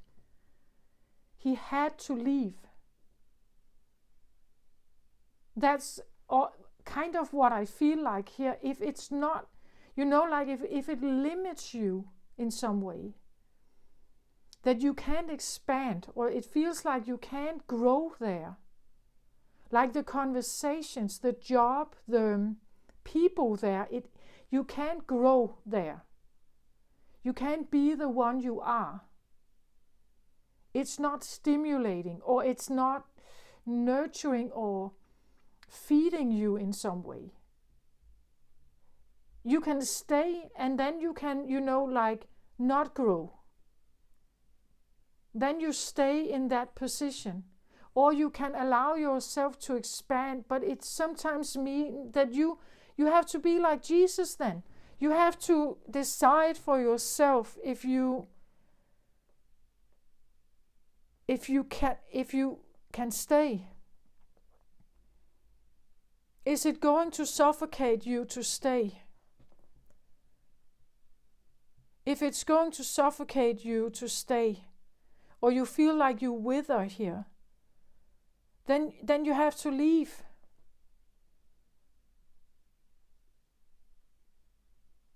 Right? You will die there. It will suffocate everything in you. if you stay. So you have to leave. Something in you is urging you to leave, is urging you to walk away, even though we don't know exactly what it is. We may need to trust it even though we don't know what it is. We just know that staying, I can't stay. Like Jesus, like if his parents had forced him or pressed him to stay as a young boy, learning the trade of becoming a carpenter or something, or a tailor or something, and needing him to stay in the village like his sibling brothers or sisters, participating in the family business, being a farmer, growing the plants, growing the corn on the land, limiting him to stay there, you could say, he would never have been the Jesus we know from the books.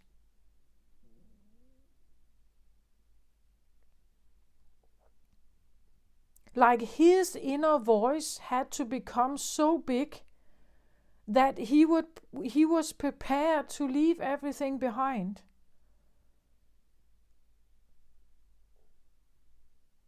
Everything he knew, everything he loved, not necessarily leaving in a bad way, just knowing that he had to leave. It doesn't mean that you can't care. It doesn't mean that you are not appreciated what you have been given. But eventually it's simply not enough, right? You have to trust that voice that there's more. There's more for you to do. There's more for you to be. There's more for you to grow into. And trust that, even though you don't know what it is. Just know that staying is killing me slowly. Staying will kill me slowly.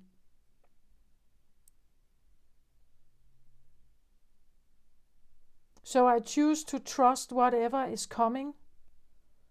I choose to go out there, to leave something behind and go out there, even though I don't know where I'm going. Leaving is just the first step. Maybe you feel like you are alone. Maybe you feel you don't know. Maybe there's no compass. Maybe you have no idea. But leaving is still better than staying. Trusting that heart of yours. Maybe you become a Hierophant here in some way. Eventually you go there. Eventually you get there. You know? Maybe you have already experienced this. Maybe you are already the Empress. Maybe you have established this kind of life for yourself. Maybe you know it already. I've never known. My whole life, I never knew as a child what I wanted to be. Even when I was on education path in the Matrix, I had no idea. To a certain point, I still don't know where I'm going.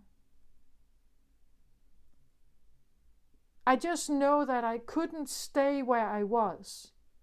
So I had to leave certain ways of thinking behind, certain conclusions I've made, and certain judgments I made. Because they were not mine. They were given to me. I was programmed with it, but they were actually never mine. That's what I feel like an awakening journey is all about. It's just trusting something, even though there is no full picture or plan. For some, maybe they are. Maybe they are strongly guided to become spokespeople or something. I've never had that feel. I still don't know exactly. I just know for now I'm doing this. And I'm also at the same time guided to rest. to rest and rejuvenate and trust in that. I don't know what Pluto is going to tell you. I'm just telling you that this is what I had. Like erasing the mind of the humans, of everyone here, erasing our history, all our knowledge, that would be easy. Done. Like wiping away our memories, that would be easily done. But we will not learn anything from it. We would just repeat history because we haven't developed. Like we're still at the same stage. Eventually, we would just do the same again. Maybe this has already happened. Like maybe this has already been tried. You know, like maybe humanity has already experienced this. Like we talk about old civilizations, right, that have lived once, that were very intelligent, and we know things have been built and everything. But then something happened at some point, and it's like, yeah, we have developed certain things after this, but there are also things we can't explain still. So maybe this has already happened once for humanity. And we know it's not working because we're here again now. We're still here. So it's a new approach. I don't know. I just read energy, right? And I hear stuff. I get these messages. I get a real strong message that said, like wiping humanity's memories, that would be easy. Like that is easily done.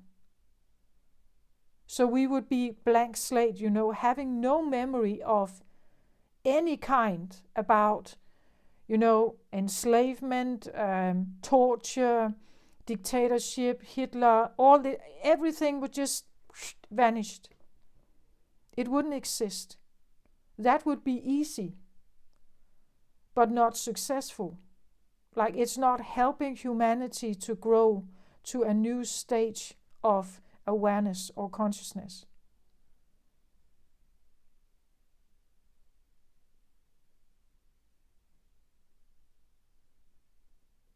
It's like the child that is learning that if I get a temper tantrum and I actually smash this thing against the wall because I get angry, it crushes into like so many pieces, and now I no longer have it. Like it's destroyed. Maybe you can with glue, you can put it together, you know, but it will not be the same as it was before I threw it against the wall. So it's like the child is learning that my aggression and me taking something and throwing it has an outcome. Me getting angry and doing something in that anger has an outcome. And from that outcome, I'm learning something about my behavior. I'm learning something about maybe it wasn't the best thing if I cherish this. If this actually is something I love, I shouldn't throw it, should I? I should care about it. I should maybe do something else. If I get angry, I should choose another way. So that my loved ones, if these are people, that my loved ones are not hurt by it. My dog, my child, a very cherished thing perhaps here, is not hurt by it. If I have an anger issue, I figure out how to handle this in a way where, or channel it into something else, so that what I actually cherish is not hurt by it.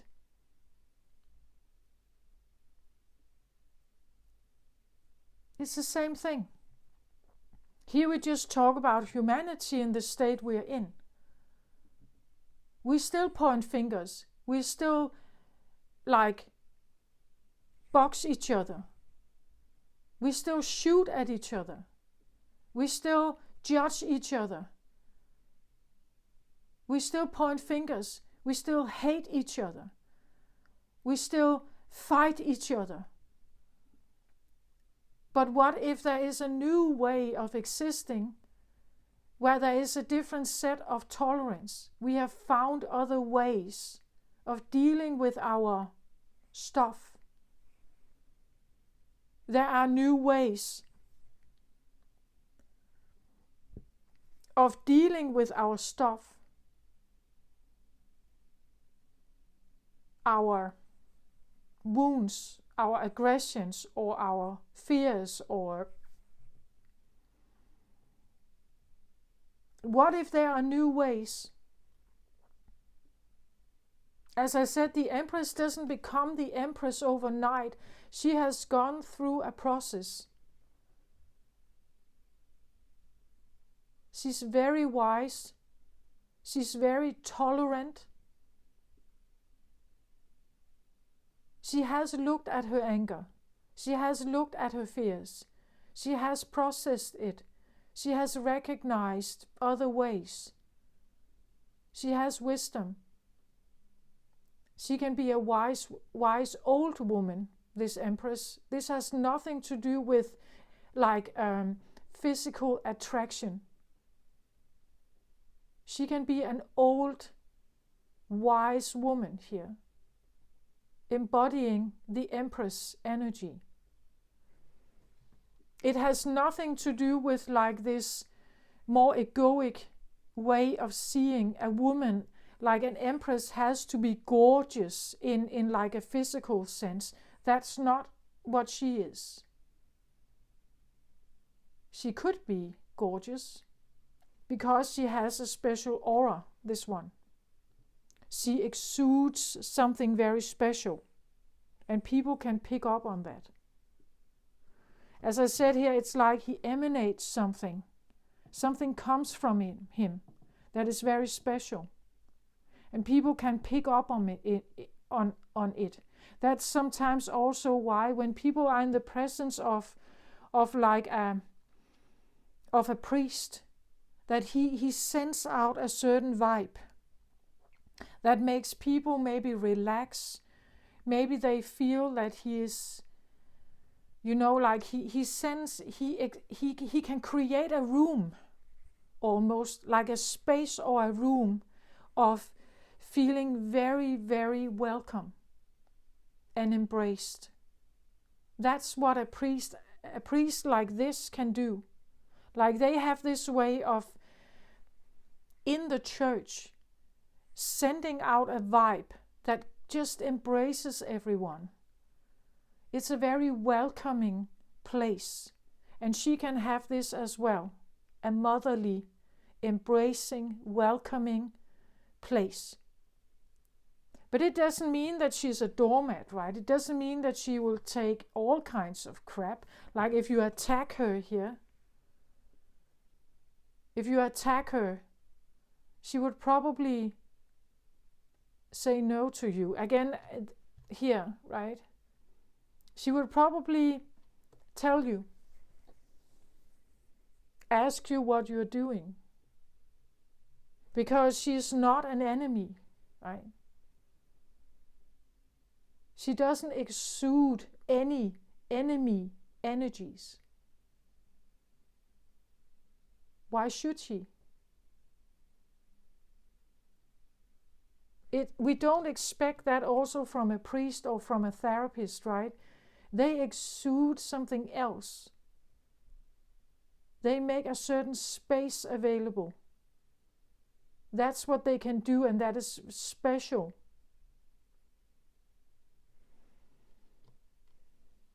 And it all has to do with like this aura or this autonomy or this authenticity that they stand with. It has to do with them. They make this possible. They make it possible.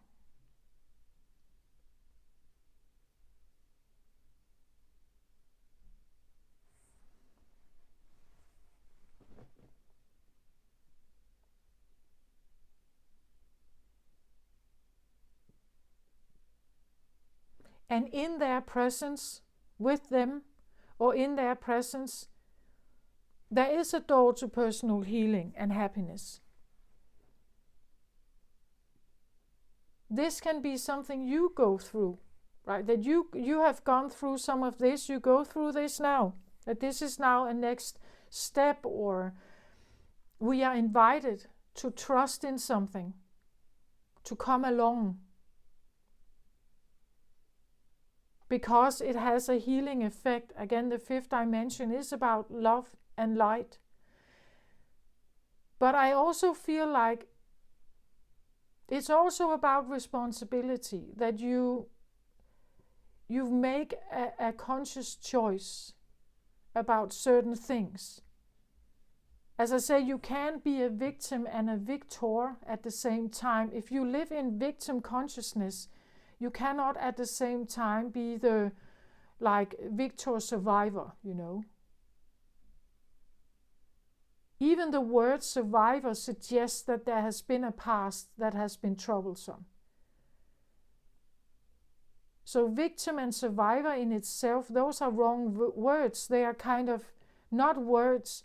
Like, she wouldn't see herself as a survivor or a victim. It's not in her energy. And she can't use it, actually.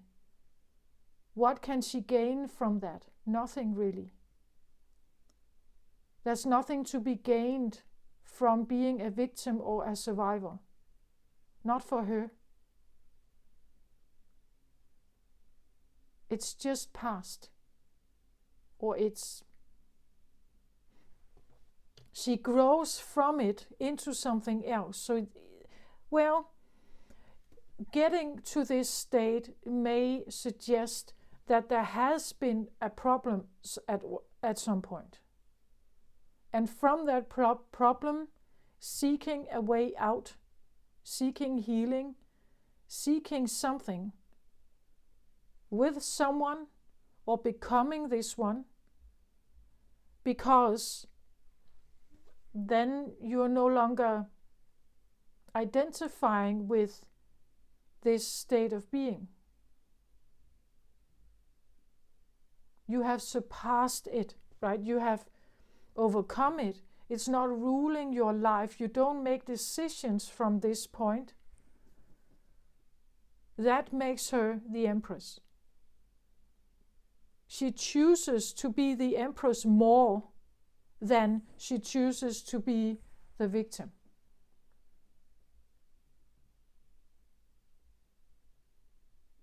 So there is an identity shift between being, as I said, the Queen of Cups, overly empathic maybe, and very kind, but sometimes maybe also a doormat, and evolving into the Empress, because she will not allow herself being a doormat.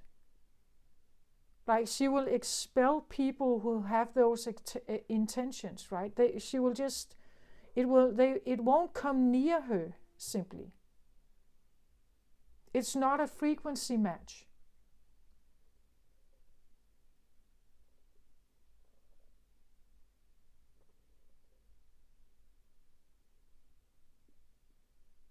And if it comes near her, she's not taking it.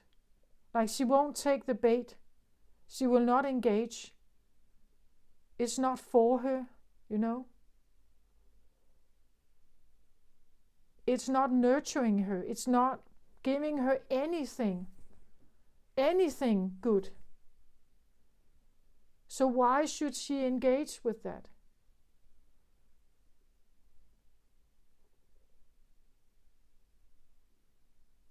She would rather prefer to tell others how they become like an empress, if they're interested. But if they're not interested, she can't really do much. It's not up to her, right? Like the priest. The priest, they ring the bells, they call people to the church, and people may listen to the message, but if they're not taking it, if they're not embracing it, if they're not taking it in, the priest can't really do much about that, can he? Those who do take it in, those who do embrace it, those who do embrace him, those he can talk to, those he can be there for. Those he can be an advisor for or a helper or something. But those who are not listening, well, it's up to them to find their own way.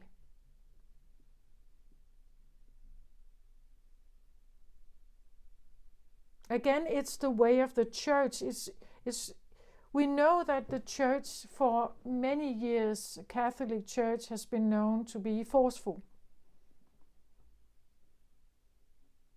It used all kinds of divine threats and the story of heaven and hell and what is to come for sinners and so on as a threat to keep people in line somehow. But today, I guess that in some regions, in some countries, it's still there.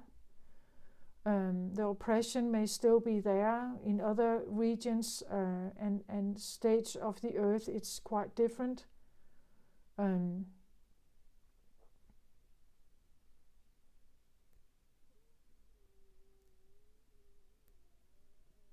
I can't tell you if church is a good thing or bad thing. I think it all depends on those who are like preaching something. What is it they're preaching? What is their intention? What do they want? What do they ask for? What do they expect of you? Maybe you like it. Like maybe you want to follow. Maybe you want to be part of it. Maybe you have community there. There's nothing wrong with that. Again, is it nurturing you? Is it helping you? Does it feel right? Do you trust the words? Is the community more important than the Bible words? Like, I don't know, you figure that out. For you, right? The Empress is someone who has figured this out for themselves. But there is another thing about the Empress, like she is not someone who demonstrates in the streets. She has her own wisdom and she can share it with others, but if they don't like it, well, okay, it's up to them. She just knows what she needs. She knows what's right to her. She's loyal to herself in that way. And if that loyalty also embraces spirituality or God or something, it's right there in with her. That loyalty is then including some kind of goddess or God here, some kind of practice, if that's what she has figured out.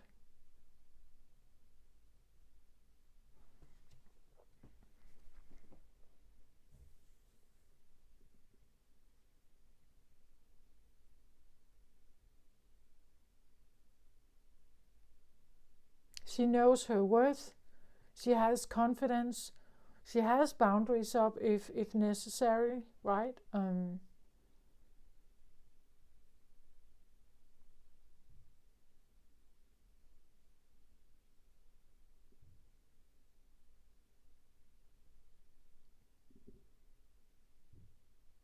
And that makes her so magnetic. It makes her so interesting, right? Because she has this special. Sometimes an empress like this, she's actually quite like quite relaxed. Like she doesn't really have.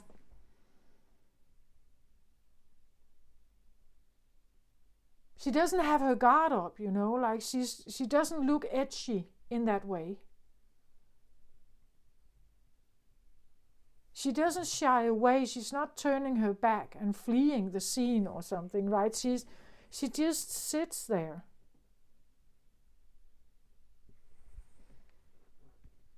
She's not intimidated.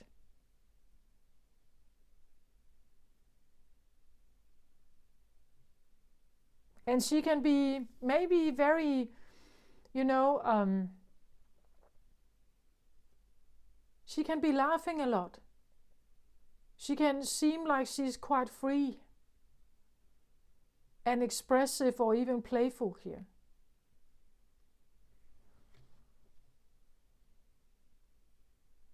And if others don't like it or they don't want to join her, well, okay, like she doesn't really care about that.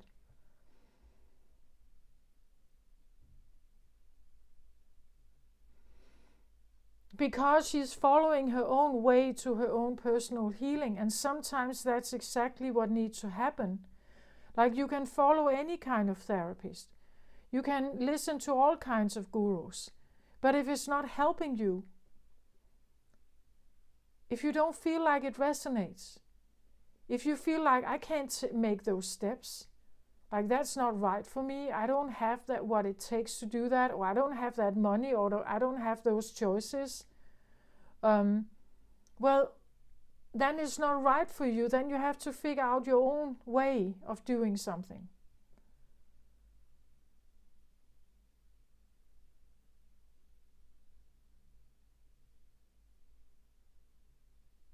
Again, call your power back. Like listening to a lot of other, you know, inspirators or motivators or something, well, maybe it's not helping you at all.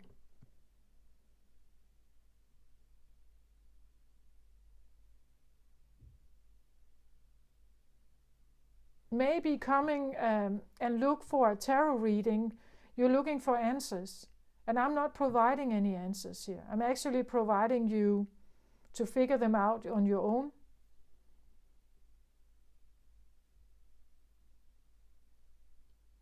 It has been my own path. Maybe that's why I'm saying it.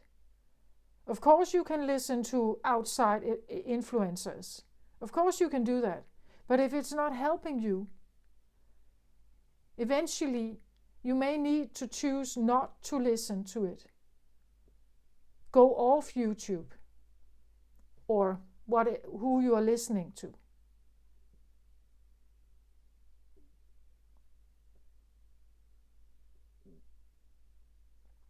Trust that you have everything within you. When you decide not to listen to others, that you call it back, right? You call it back.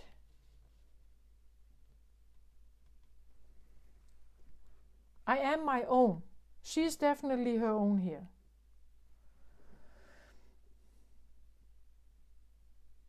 It's also interesting, I'm mine, I am my, and then own. If you look at that word choice, my own, like I own me, my own. That nothing else owns me. I own me, you know? I am my own.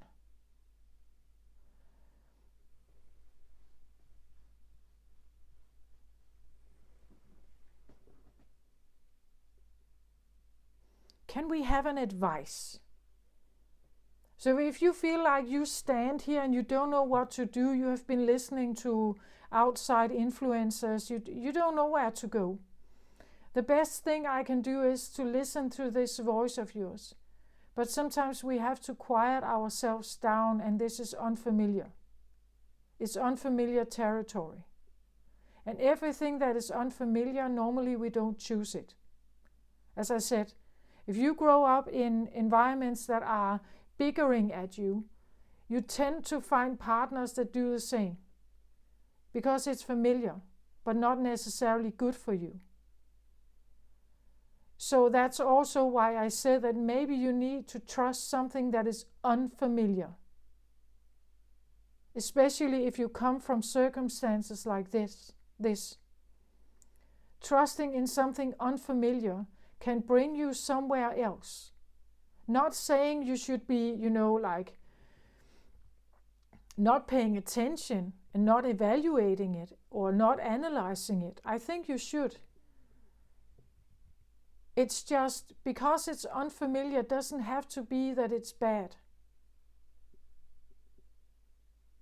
Especially if you come from circumstances like this and you have repetitive experiences where you end up in relationships that are not good for you. Try something else. If you can, try something else or trust something else. Even though it looks stupid on paper, you can't see the point of it, it doesn't make sense, or you don't believe in it. Maybe do it anyway. Let's have a look. I want an advice card, please. An advice card for Libra here.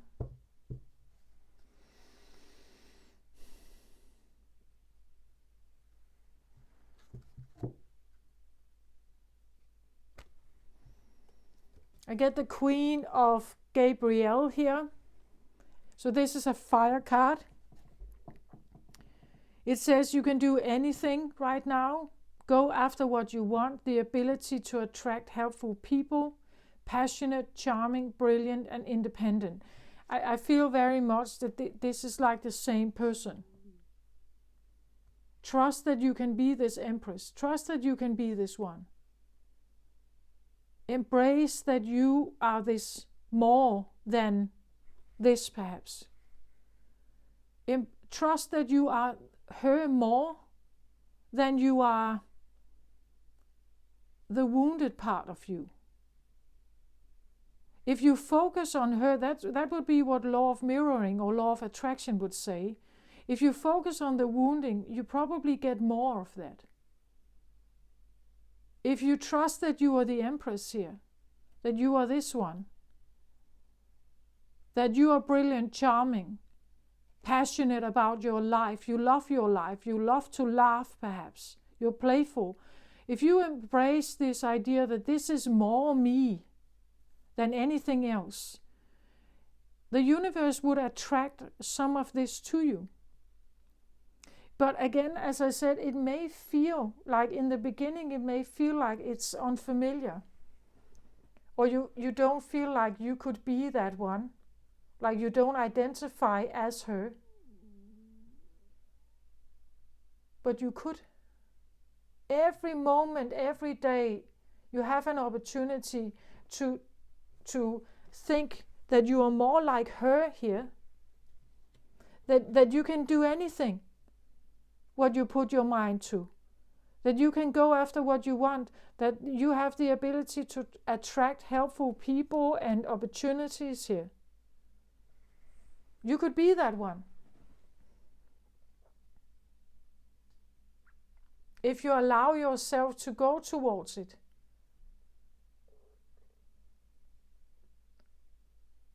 And yes, it will challenge you on the way.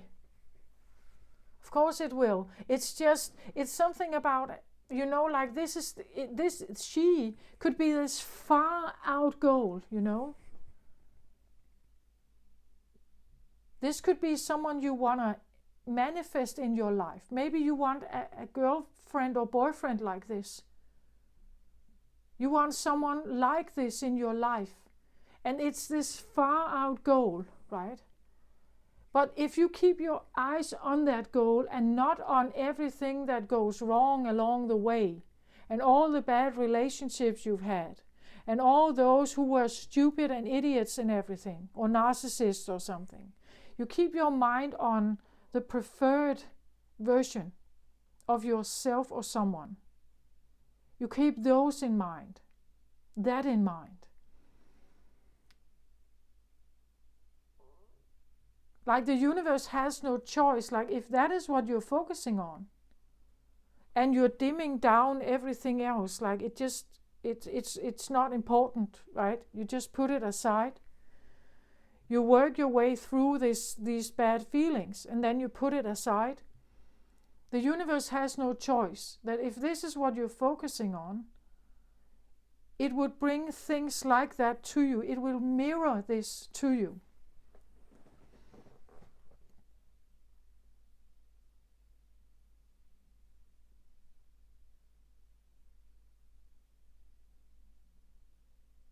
That's the theory of the law of attraction or law of mirroring. You can play with that energy if you want to. I'm not saying that because you think about this 2 days that it's going to manifest itself. Maybe you have to do this over a long period of time. And maybe you find that because you focus on this, it's requesting things of you, like to be her. It as I said, the Empress usually has dealt with and embodied the Queen of Pentacles, Queen of Wands, Queen of Swords, Queen of Cups. It means that you have to deal with all these areas in your life. You will be, if you want to be the Empress here, you will be challenged to change your mind, do differently, whatever, to become her.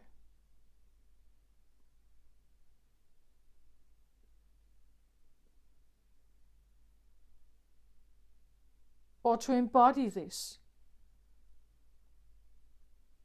You can't stay the same and expect to, be something else. It will challenge you. We will all be challenged in some way.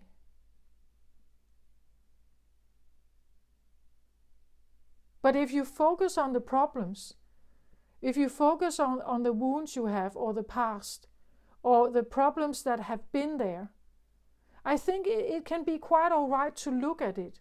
What were the dynamics in your childhood home, for instance? What happened there? How did you feel there? Did you feel safe there? Were you embraced there? Have you seen this play out in your relationships? Your adult relationships, or even friendships, or even among siblings? If it has never been nurturing you, if it's not good for you or safe for you, become aware not to engage in similar situations again. You cannot stay the same and expect something new to happen. That's like insanity. If you want change, you make that change. You become the change. You become someone who respects you. Like you become someone who exudes that you want to be respected, that you are brilliant, charming, passionate about your life, and independent. If someone wants to come into your life, they have to bring something that you want. Otherwise, you're not taking it. I'm not saying you become narcissistic or, like very arrogant here. That's not the point of it. You just feel, is this going to help me in any way? Do I desire this in some way? Is there something here that is nurturing to me? Or is it intrusive to my peace? If it's intrusive to my peace, is it in a good way or in a bad way? Do I want this in my life? Or do I not want it? Because if I don't want it, why engage with it? If it doesn't want me the way I am, that it wants to change me or something, why engage with it? Why? She can be quite respectful. Like she could like respect others. But you know, if someone is not respecting her and her boundaries and what she is, what she believes in, why take it in? Why use her energy on this? Why fight for it? Why defend it? Why be there? It's illogical.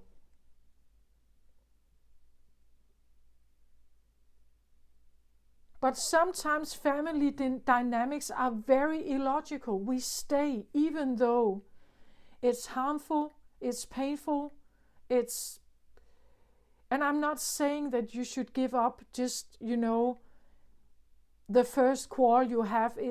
Now this is not nurturing me, I'm leaving. I'm not saying that. This is something that has maybe been going on for years and years, back from childhood. You have experienced this, maybe many relationships.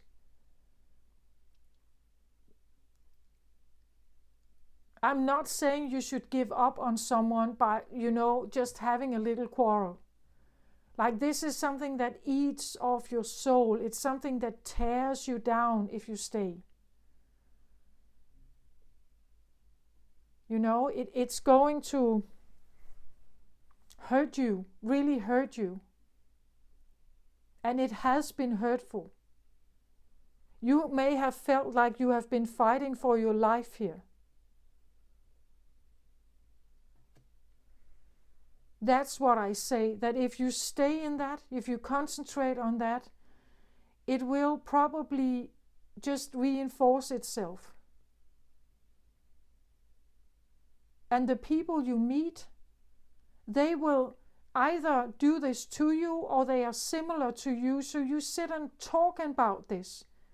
You talk about this bad stuff. And you can sit and just reinforce each other in this slumber or in this muddy water.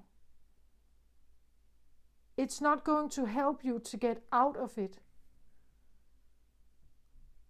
You need other people to help you get out of it. You can't talk to your family. You may not even be able to talk to siblings or friends. It keeps you enmeshed in it. You need others who are outside of it, like who are not participating in this blah. You need someone outside of you who can be like a helper, or you become that one. Or you need to, as I said, walk away from it. Choose your temple path here and figure out who you are when you are not there. When you are here, you can be enmeshed in it. But when you are away from it, you can be someone entirely different. Who is that? Who is that if you are on your own? Like Jesus, like who is he when he was away from his family? And they could be loving, good, beautiful parents. But who is he when he's on his own? When he's out there with others? When he needs to find his own footing? When he walks to the mountain and talks to God? Who is he becoming? Well, he became that Jesus. That story we know so well. He became that one. But he may not have become that one if he stayed at home with his parents. Do you see the point of that? The potential of someone leaving and finding out who they actually are. There's a potential in this. Maybe not in, like a crucial dynamic like Jesus, like he has He has become this voice that everyone almost around the world knows about. Maybe it's not going to be that for you. Maybe it's an internal thing. Maybe it's something you have to figure out for yourself. But you know, everyone who embraces this Empress energy, she will have, even though she just walks by herself, you know, she stands there in the middle of a crowd, she will emanate something out. People will feel it. They will recognize it about her. People who engage with her will have certain conversations. Like, so it will never just be for her. Maybe her children will be raised in a certain way.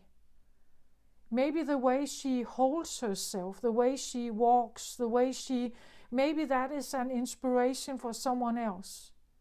Maybe she has an advice here that she shares. And that advice is, you know, like passed on or given to others, you know, something like that. Maybe she's not creating a big business or something, you know, maybe she is a small voice, but it doesn't matter as long as she is authentic, right? When she is authentic, she holds herself in a special way with a special sense of integrity. She's not a victim. She has learned something.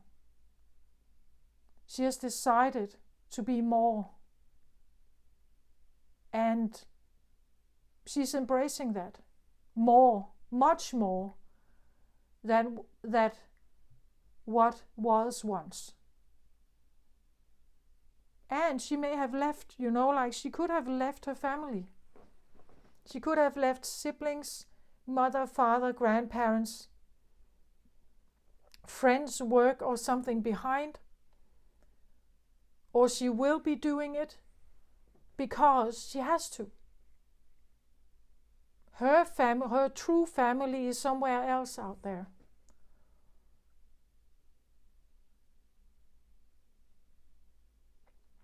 Someone who recognizes her with respect. Someone who can be her equal. Someone who will treat her in a special way. And she will do the same. You know, it's that simple actually.